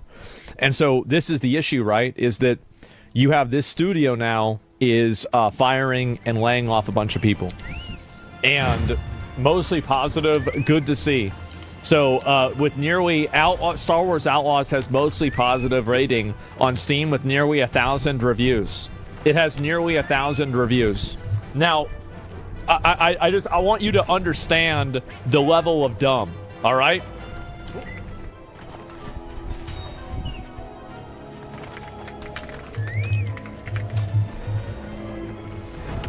It's got 71% reviews. It's not even good reviews. This is like saying how many people like me. Wow, 100 people decided to come to my house, but they came to your house to burn it down. I guess everybody likes me. Mostly positive. A 71% is bad. 71% is awful. It's awful. Everybody knows that. So, is 71% good? No, it's not. It's bad. And so, throw eggs, it's not. Like, you go back, look at any good game. Look at a good game, it's not 71, I tell you that. And so, anyway, the Platinum Star Wars Outlaws, wrong opinion. You shouldn't have liked that game. Wrong, you should not have liked that game at all. You're totally wrong. And new Star Wars would be another reskin Far Cry, it'd be Ubisoft. Is there another one? I'll see if I find any more of these. Is there anything else? Star Wars did not sell well according to Ubisoft. I'm actually worried they're going to use Star Wars Outlaws as a metric for success. Well, they did. And that's why the studio that made it is getting massive layoffs. Now, I don't know if I can do 2 of these in one day. I mean, 2 of these in one day, that's a lot. Right? I mean, like, I feel like it might be on cooldown. You know, like, should I really go hit him with the W? 2 in one day. Have I earned it? Because I feel like, honestly, you know what? I deserve this.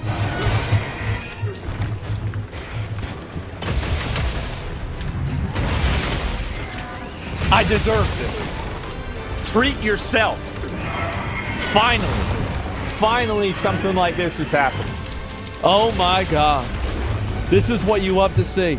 Welcome home. That's right. One of the most important. Why do you even make a statement about the layoffs? Just fire them and shut the fuck up. Why do you even need to say this? It's dumb. It's so dumb. Maybe Burger King should get some employees too. I guess so. And so, anyway, order some Chipotle and celebrate. I ordered Chipotle yesterday.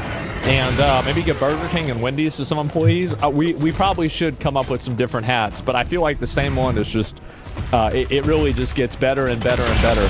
Back to fries. We treating ourselves today, boys. There it is. You earned this, king.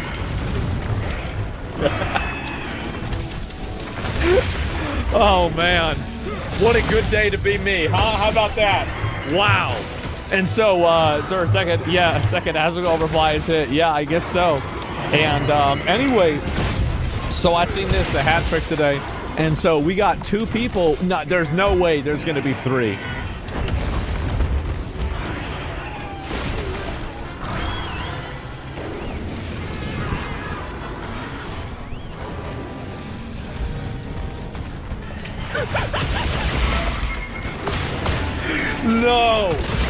No, Remedy Entertainment CEO has stepped down with immediate effect 2 weeks after the company issued a profit warning due to weak sales of FBC Firebreak. Actually, you know what?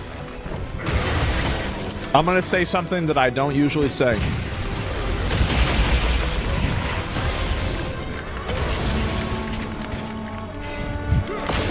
I think that's fair. That's extremely fair. Respect for leadership, falling on their sword, rather than issuing mass layoffs for their entire company. That's it. And I honestly, like, I feel like that's fair. Like, really? That's what you should do. And hopefully better games on the horizon for them. That's good. W move. This is not a McDonald's situation. It's really not. So anyway, Star Wars Outlaws, they've announced this gaming journalism is completely collapsing. The Ghost of Yotai sold great across the board and all the detractors failed miserably. Within 1 week, the US sales performance of Ghost of Yotai was basically flat to that of Ghost of Tsushima. It did great. Now, King J is probably going to, in a year, King J might be King L. That's what I think is going to happen. I do. I think it's going to be King L. The truth is that I think that Sucker Punch actually is a very prudent game studio, and despite what I don't think that the sales were very good of the game. I don't think they were bad. I don't think they were like super good either. I think that definitely the statements made by their employees and by casting a person that has such a, you know, controversial political history as the main character of their game. I think that if you didn't have those things as noise inside of that video game, the game would have been more successful. I think this is an undeniable reality, number one. Number two, they were very prudent in the fact that they spent a comparatively minimal amount of money making the game. So I don't think that they're going to shut down after this. But I bet they're not going to make another game like this either. Let's wait and see.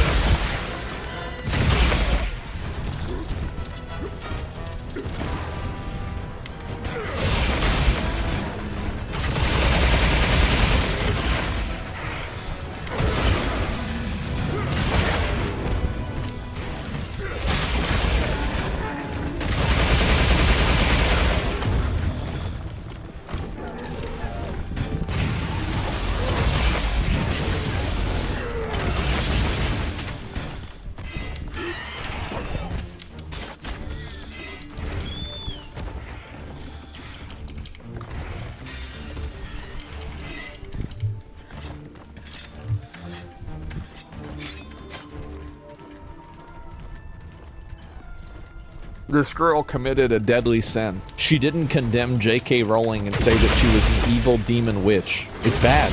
It's real bad out there, guys. It's super bad. The trans stuff is just over. We all understand the trans stuff is over. And you get these just small cultural moments.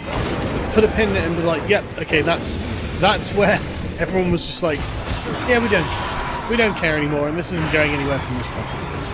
And Keira Knightley, not really giving a damn about the objection to J.K. Rowling and J.K. Rowling's virulent turfism. Was pretty much the point for a lot of these people, where it's become very, very clear that this nonsense just doesn't fly anymore, actually. People don't want to hear about some weirdo on the internet telling them what's normal. If you got so many flags in your fucking bio that it looks like you're world buffed for Naxxramas 40 for a speed run,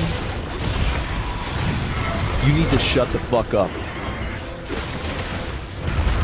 As you can see from this interview, where she's asked about what Just do shut you think the fuck of up. Nobody wants the to hear fact it. that No. there are lots of people who object to J.K. Rowling in your work, because the thing is, she's working in a film that's based on a book by J.K. Rowling. Yeah. And she's just like, what? I don't know. Thanks, Professor Umbridge in the new Harry Potter audiobooks. I was wondering, are you aware that some fans are calling for a boycott, given J.K. Rowling's ongoing campaign against trans people? I was not aware of that, no. I'm very sorry. You know, I think we're all living in a... Yeah. No, not really. I mean, oh, really? Damn. That's crazy. Wow. period of time right now. We're all going to have to figure out how to live together, aren't we? And we've all got very different opinions, so I hope that we can all find respect.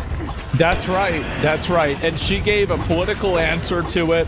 She's like, well, you know what? People are going to have this. The internet is fucking furious about this.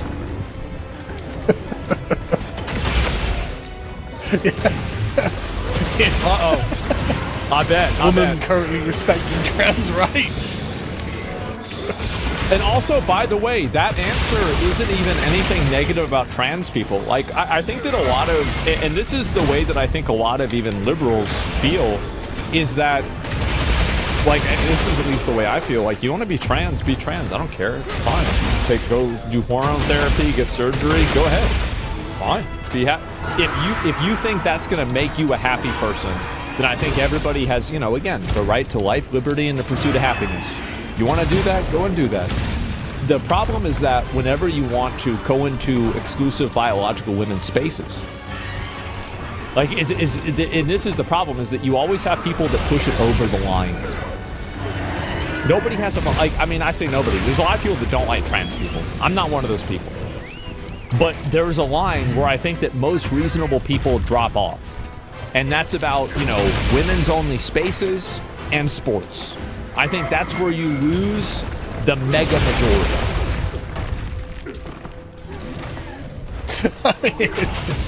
That's it. Oh yeah, we're gonna have kids. Oh yeah. Talk and then introducing the idea of being trans to a kid. Yeah. True. Actually, that's probably number one. Honestly, it's number one. Learn to live together and find respect. You can.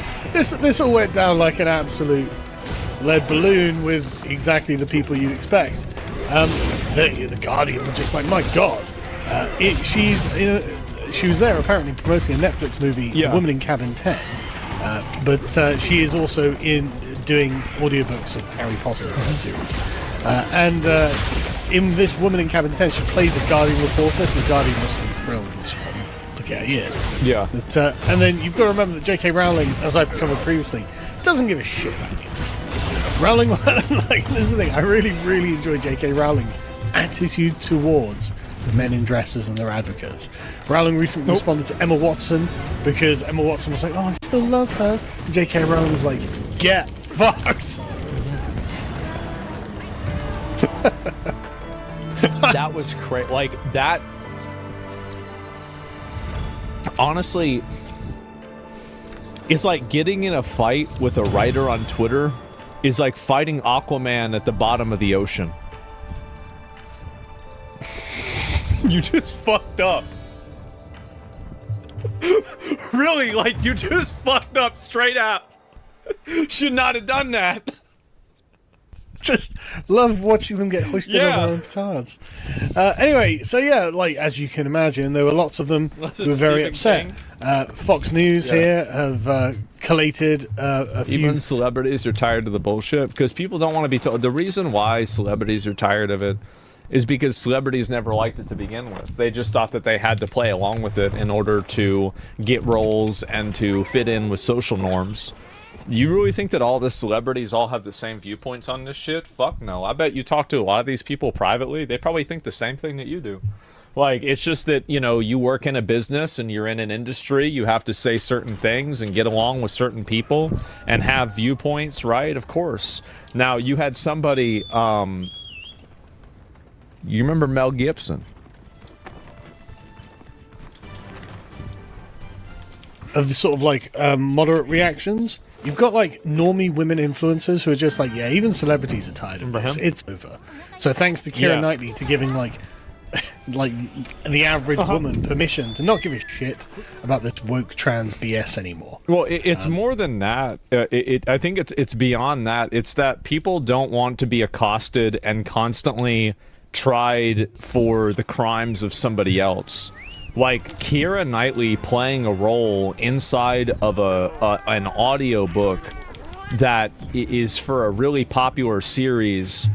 What the fuck does that have to do with really J.K. Rowling specifically? What is that? Like, that's her job. Like, her job isn't to, like, do you know the amount of people, like, the weirdos, like, you know, fucking, like, I don't know, like, H.P. Lovecraft was racist as fuck, for example. Damn. There's plenty of people. Like, it's like so many degrees of separation, and it's like at a certain point, people just want to get mad. Huh? Oh my god, it's gonna be 2 already. Wait, you've been looking at food since 9. That's like what, 5 hours? Then the blue protocol is like, oh, let's go dungeon. Then okay, I put it aside. Go dungeon first. So let's see, 9, 10, 11. Oh my 12, god. Yeah, 5 hours. Yeah, 5 fucking hours. God. Just to eat one food so hard, yeah. My grandma even better. I asked her, she wants chicken rice. I asked her, you want white chicken or roast chicken? She said she wants white chicken. I went out and buy white chicken for her. You say, why you buy white chicken? Yeah, why you buy white chicken? This is not the white chicken I want. I mean, there's only one white chicken. Some more she says she wants the one that I ate the other day. So I buy the exact same one for her, lor. Oh, this is not the one I want. That's not the one she want. Why you buy that? But she wanted that. Must not be. It's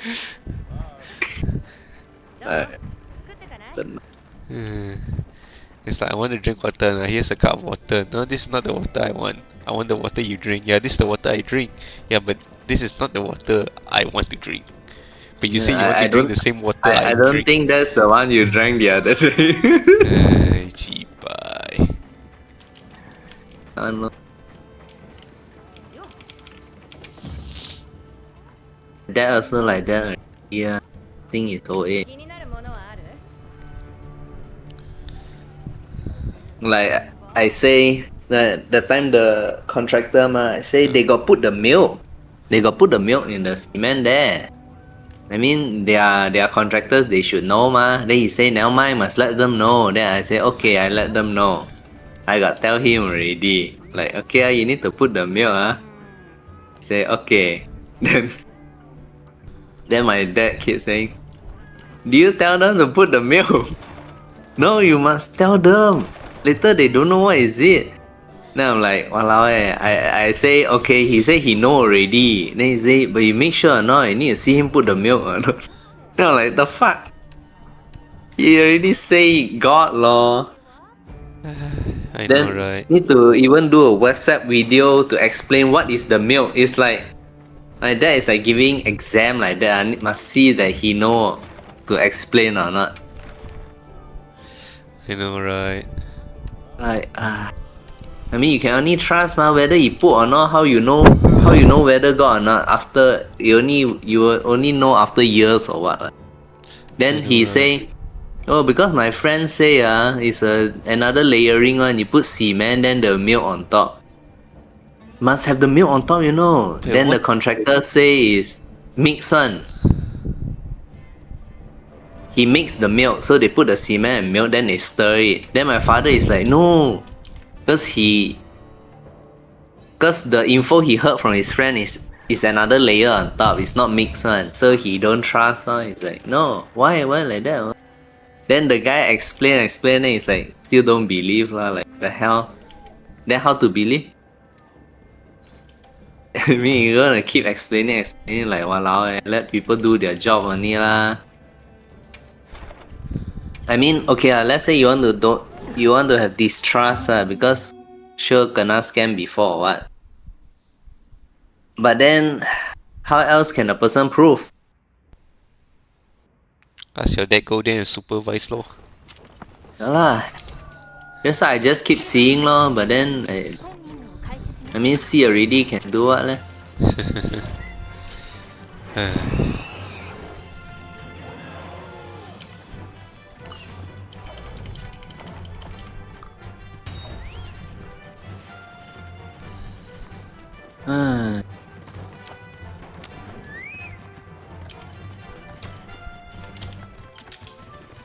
To get mad because they have nothing else to do. Keira Knightley refuses to kowtow to petty trans insanity. Refreshing. I officially love What's Keira she supposed Knightley. to do? That Give up laugh the says job? it all. Tired and fed up with the petulant, childlike mob that demands our entire world deny the reality of gender. Worse off, deny the reality of biological sex. But yeah, no, seriously, J.K. Rowling is winning this fight. Good for her.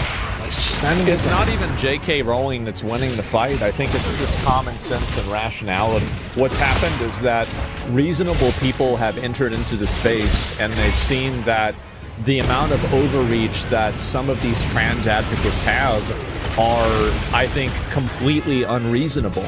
Like you have, for example, people trying to bring this up to children. You have them trying to insert themselves into locker rooms for underage girls. You have them trying to, change the way that sports are seen and the way that sports are played.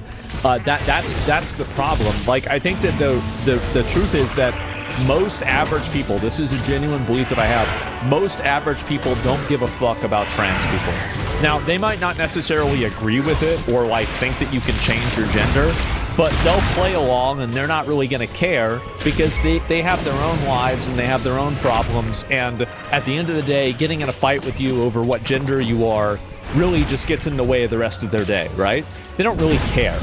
But whenever these things invade their spaces, whenever you are now requiring them to comply with your vocabulary, now you are effectively enlisting them inside of your worldview. And I think that whenever you put a position out and it's a you're either with us or against us position, every single time that happens, I feel the end result is that most people are against you. And it's not even that you usually have a bad position, it's that people just don't want to be told what the fuck to do. Straight up. They don't want to be talked around, they don't want to be talked down to, they don't want to be told what to do, they don't want to be bullied and pushed around, just in a general sense. She's winning this fight. Now, Keira Knightley, Pirates of the Caribbean fame, Keira Knightley, and many other things. It's aggressive, It's just like, oh, this is really stupid, isn't it? And yes, those people are just going to have to learn to live together with the rest of us. Yeah, you're going to have to deal with it, bro. That's just the way that this goes. You deal with it, yeah. Too bad. BuzzFeed weren't happy. I can't believe BuzzFeed's still a thing. I didn't even know it was. BuzzFeed shut down. Didn't BuzzFeed shut down? He's thinking about golf. Aaron, it was BuzzFeed News that shut down. BuzzFeed itself is still limping along, apparently. So now BuzzFeed, so now they don't have news in the name. Okay, well that's good. It's false advertising. But they seem to have forgotten what decade it is. More, we don't have to. The people who are sort of in the way for this. Those I people don't accept somebody's apology. Okay, Emily. That's nice. who are swept up in the 2010s. The reason why these people have such a huge problem is that people think that anybody gives a fuck what they think. And I think this is the real realization that's bothering them, is they're realizing that a lot of people actually just don't give a fuck what they think. It doesn't matter whether your approval is or is not. Like, nobody cares. Like, why would anybody care what you think? You ain't shit. And it became like their teenage and early 20s, and they were like, yeah, and I'm going to get a job writing at Metro. I'm so feminist. I'm so woke. And they're just like, I can't believe it. Yeah. I don't accept Keira Knightley's apology for working with J.K. Rowling. It's like, listen, Emily Bashforth, no one gives a fuck. Your opinion means nothing to anyone. Exactly. Yeah. Exactly. Nobody cares. You write for Metro. Yeah. Duh. Nobody cares. Nobody cares at all. But let's head over to Blue Sky, because that's where you're going to get all the best reactions to just anything that there is going. Yep. I mean, this is mad by the serfs. J.K. Rowling has denied the Nazi persecution of LGBTQ plus people in the Holocaust. Maybe she's not denying the Holocaust. Using money shares to legislate trans people out of existence. She's not a legislator. She just funds causes she believes in. Yes. Everyone does. Elon Musk funds Tommy, George Soros funds open borders and mutilation of children, and J.K. Rowling funds politics to keep men in dresses out of women's faces. And the Serfs TV is like, oh my god, I'll never forgive her for this. Well, he's just an idiot. That's the reason why. She asked her followers to photograph women going out into the washroom. No, she didn't. She asked her followers to photograph men going into the washroom. Now, I don't even know what that's about. That could be completely made up. But I certainly know J.K. Rowling wasn't like, you need to photograph women going into the bathroom, because it was trans women and women has got the serfs to that point. Absolutely. It's like the illegal immigrant and immigrant. It's like you intentionally use the terms interchangeably and you radicalize people against it. Nonsense. I mean, I don't think it's language tricks, lying. J.K. Rowling's denied any aspects of the Holocaust. I wouldn't be shocked if this guy just made that up. But either way, who cares? Shut up. Who cares? This is the mentality that I think more people need to have with a lot of these weird purity testing, virtue signaling people on the internet. Whatever they say, shut the fuck up. Doesn't matter. It doesn't matter what you say, doesn't matter. Your opinions don't matter. Your audience is meaningless. Just shut the fuck up. Like, and I think the big issue is that people are too afraid to do that. They're afraid that, oh, well, there's going to be a few people on Twitter that don't like me, etc. Well, if somebody is rude to you, you can always just be rude back to them too, right? You can do that. And if they want to be a victim, well, then that's too bad. I mean, my outlook on this is very simple, is that I am generally very, like, non-confrontational, non-aggressive with people.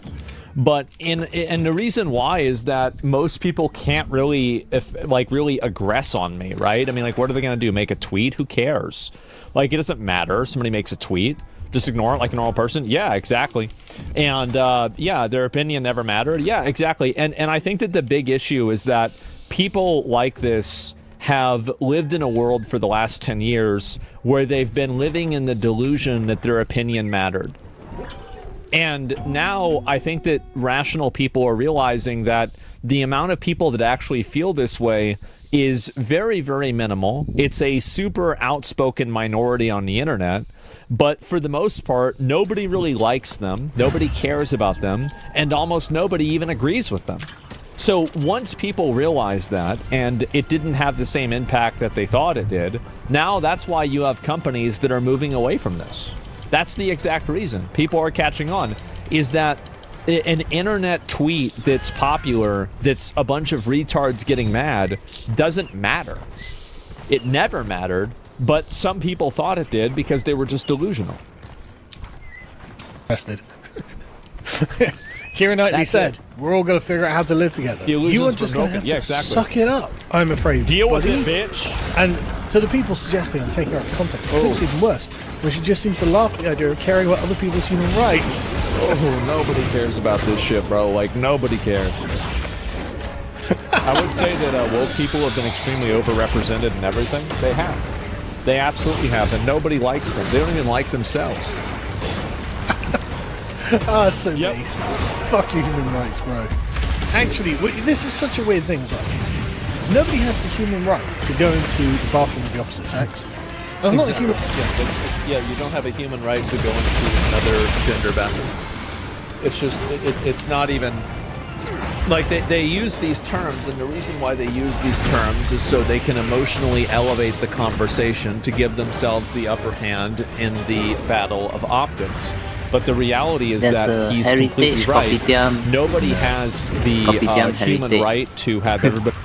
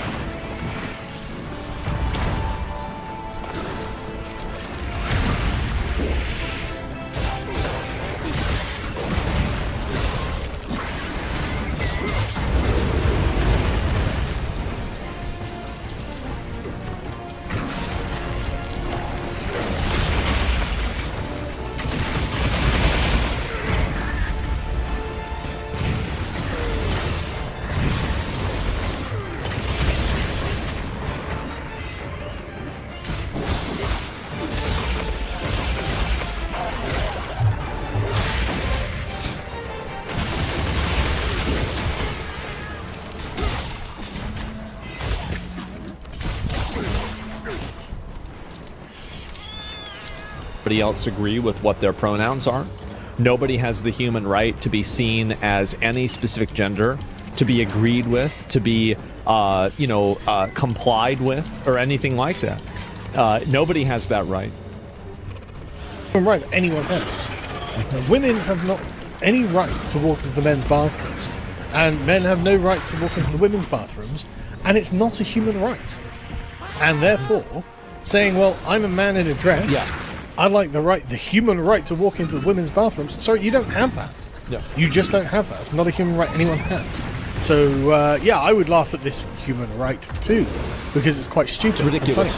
Ridiculous. Then you have Maeve, degenerate anarchist. J.K. Rowling wants to strip me of my rights. That, just on your title.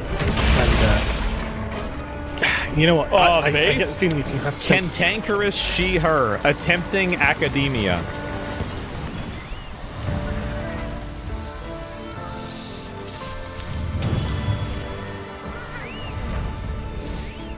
See, this is what I've been trying to warn y'all about for a while. I've been trying to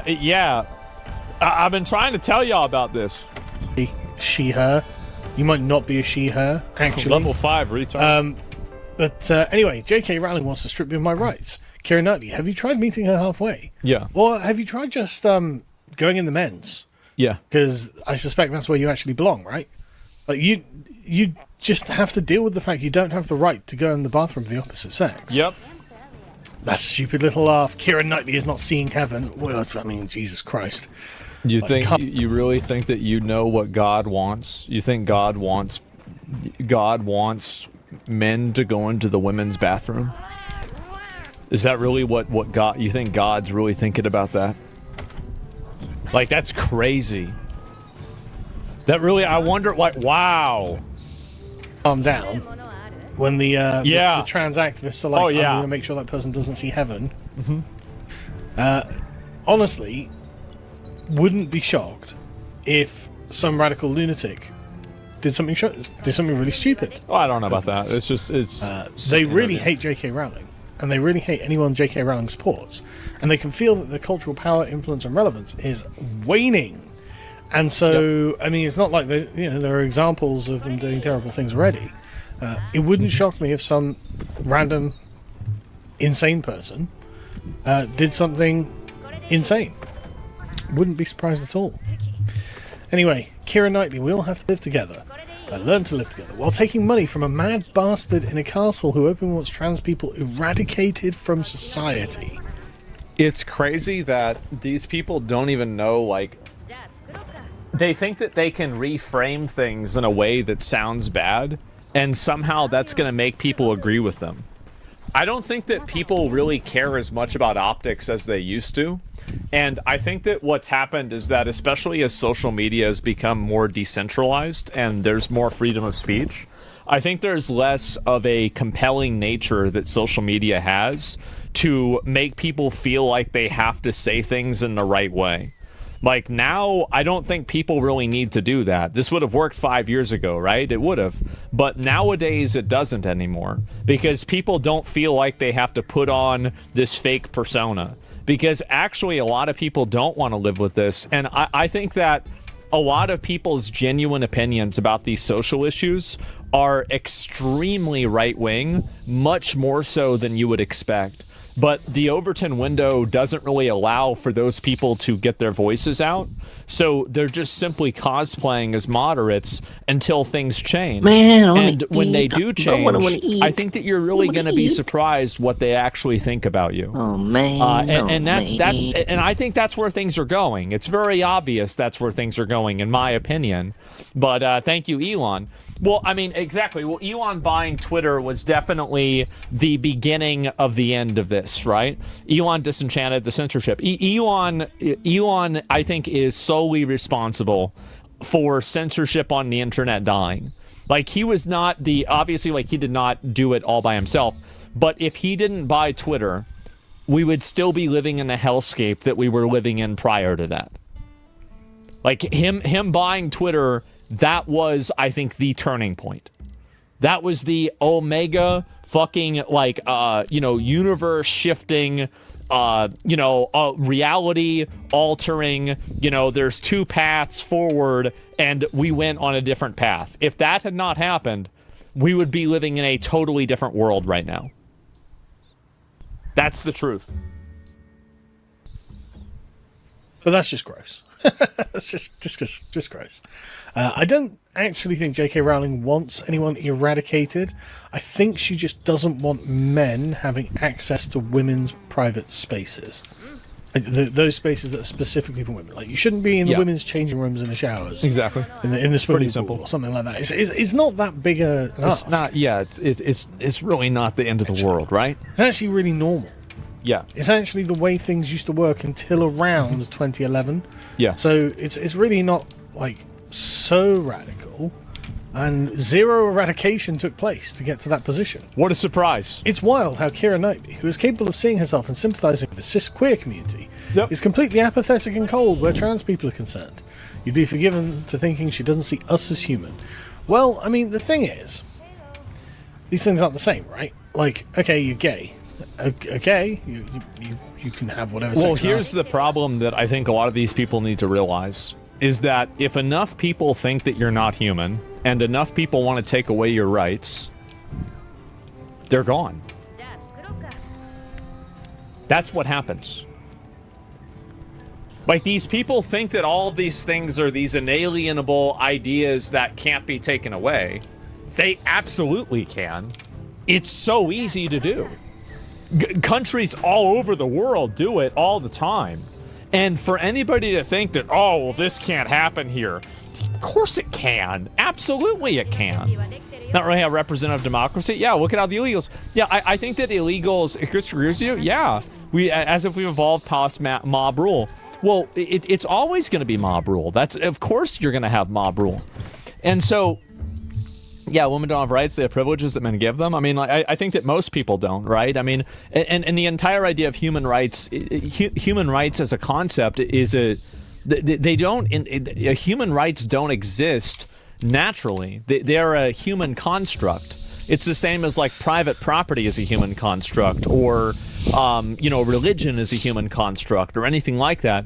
These things are not naturally occurring phenomenons. These are things that people invent, and any of these things that people can invent, people can also uninvent, and it can happen that fast. It's so easy to do.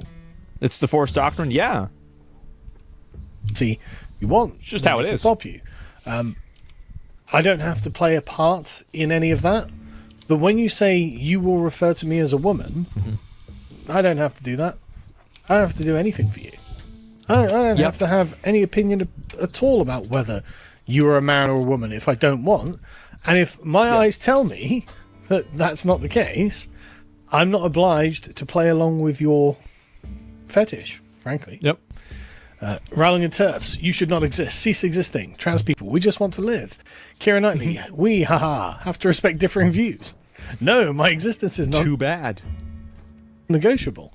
I will not die so you can enjoy your hateful bigotry. That's not going to happen. Yes, it will.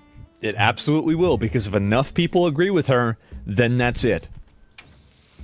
Like, it's crazy to me how delusional a lot of these people are, when for many of them, like, I mean, these people are at least partially educated, right?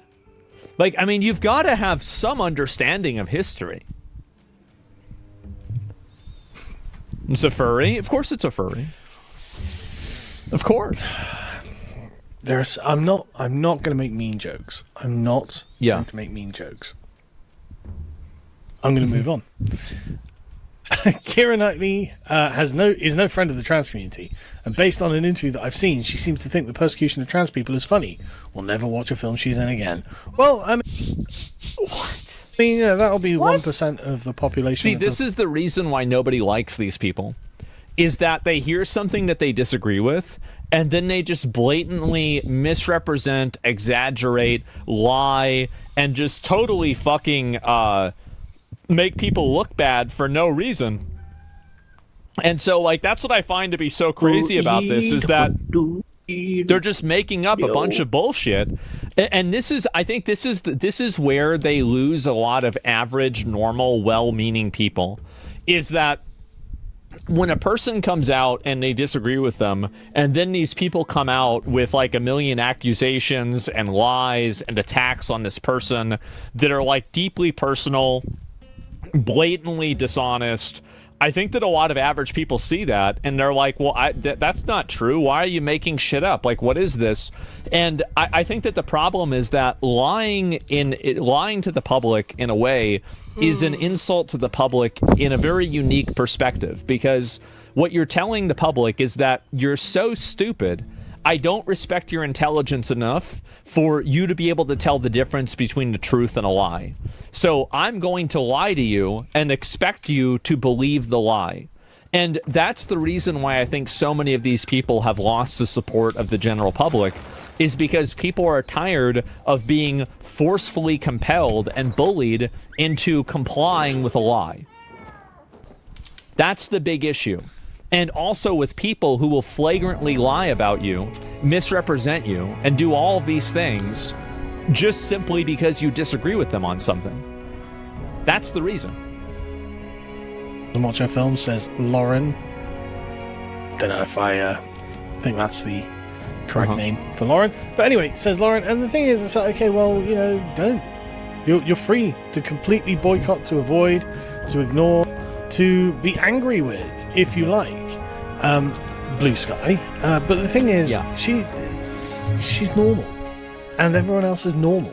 J.K. Rowling. Yeah, it was a very normal response that she had. It wasn't even anything negative. It was just like, there's a lot of people out there that disagree with you, and you can't. I mean, if you try to go out and kill all of the people that disagree with you, they're gonna do the same thing. And there's a lot more of them. That doesn't end well for you. Yeah, you're gonna be that doesn't work. It's like there's no happy ending for that. It's normal. You're in fact a radical fringe who've somehow gained some sort of cultural power. Yes. In order to browbeat everyone into agreeing, or at least staying silent and being complicit with a crazy position. Yep. That is, I'm sorry to say, all wearing off now. The magic spell you cast is dissipating, and we're looking at the whole thing in the cold light of day, and actually, we don't have to care. No, I think that's exactly what's happened, is that I think people have just generally... By now, people have generally kind of lost interest in trying to pay lip service to this kind of stuff. And now that that's happened, I think everybody is pretty much totally out on it. And they're okay. I think that most people, as I said before, this is a good video, and I think it's pretty funny to see the crash out over this. But, you know, it's not that big of a surprise. Yeah, I'll give you a link. I mean, I've watched Sargon for like 10 fucking years, okay? So, make sure to give them a like. The demoralization.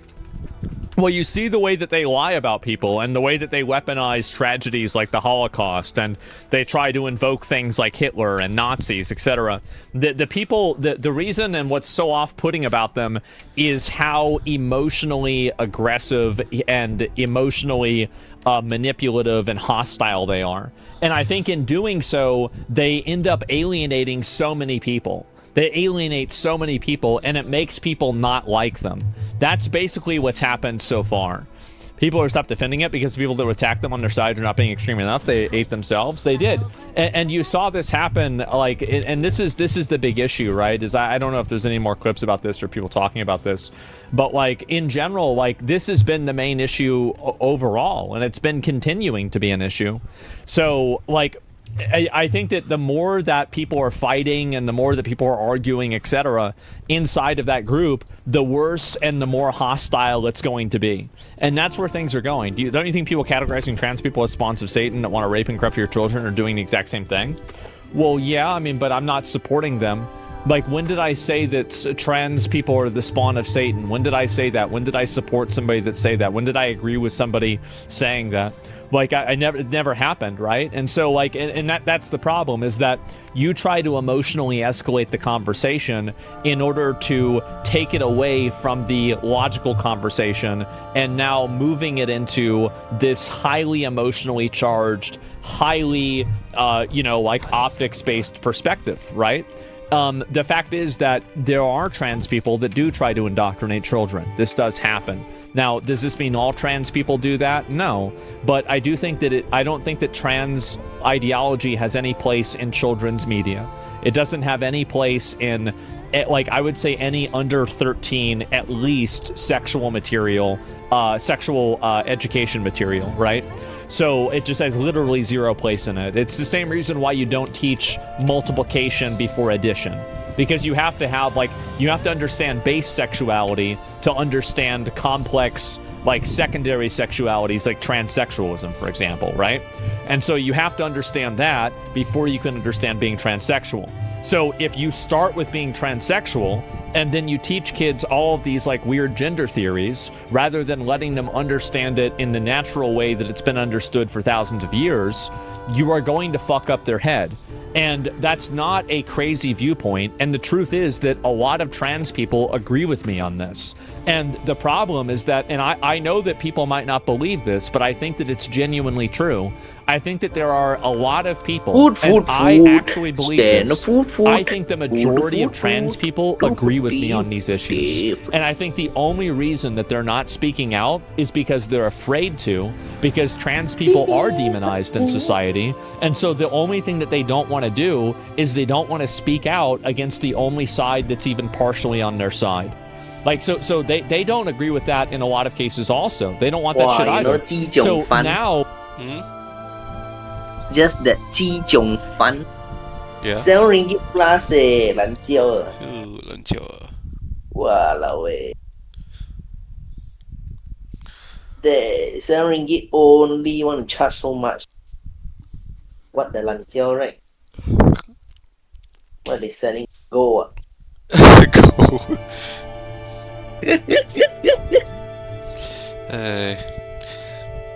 That one not even 5 ringgit. What is not even 5 ringgit? Upscale like insane. Yeah lah, go pasar, this is only 1-2 ringgit, right? How the hell is 7 times that? Eh?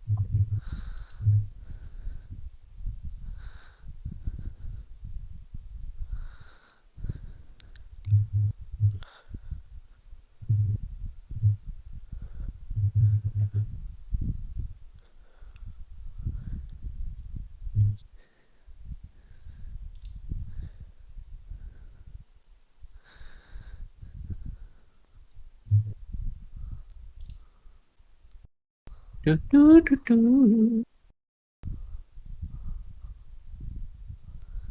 Do, do, do, do, do. Do, do, do, do, do. Do, do, do, do, do, do, do, do, do. Do, do, do, do. Do, do, do, do. Do, do, do, do, do, do, do, do, do, do, do. Ay, ay, ay. Huh? Gay?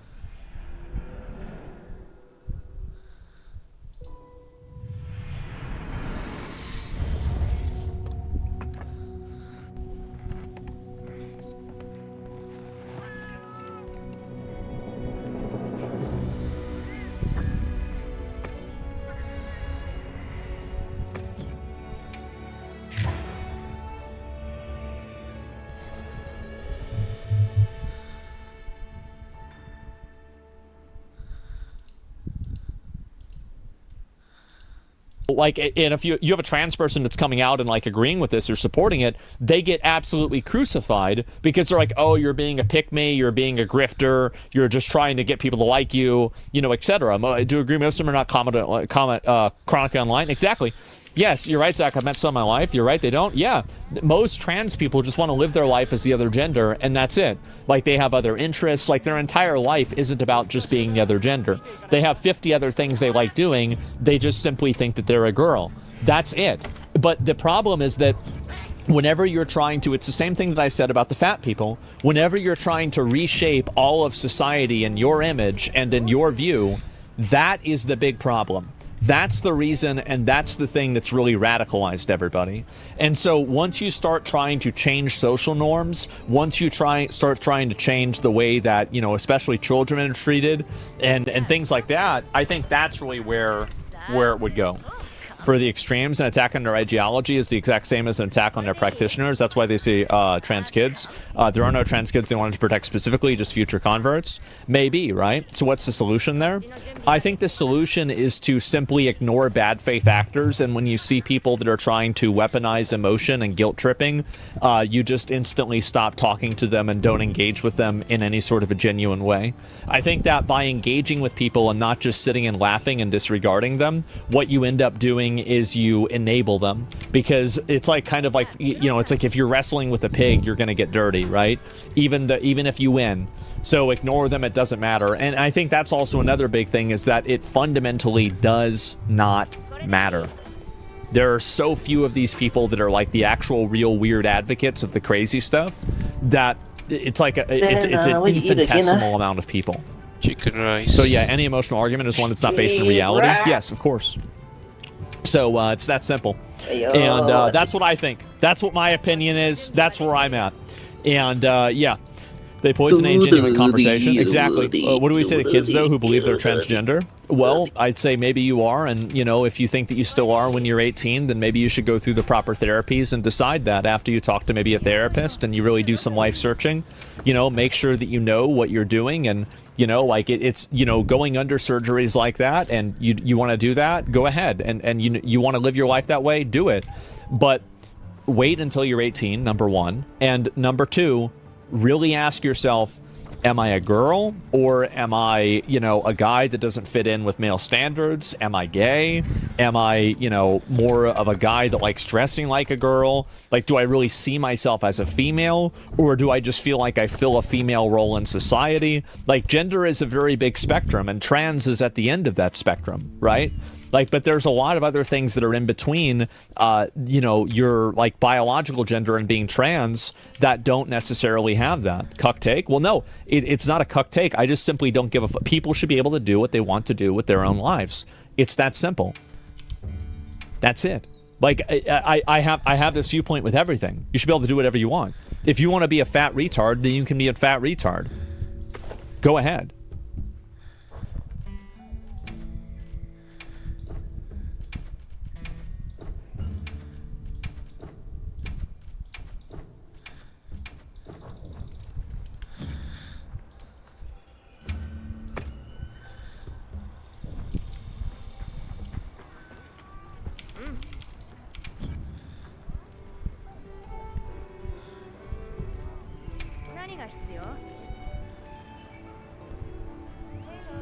Okay lah, eat Malay food. Nasi goreng tom yum and sotong masak pedas. Wasai. Wow. Yalah. Okay lah, this restaurant still okay lah. At least cheap. Both these less than 20. Chinese shop one all like what fuck more than 20.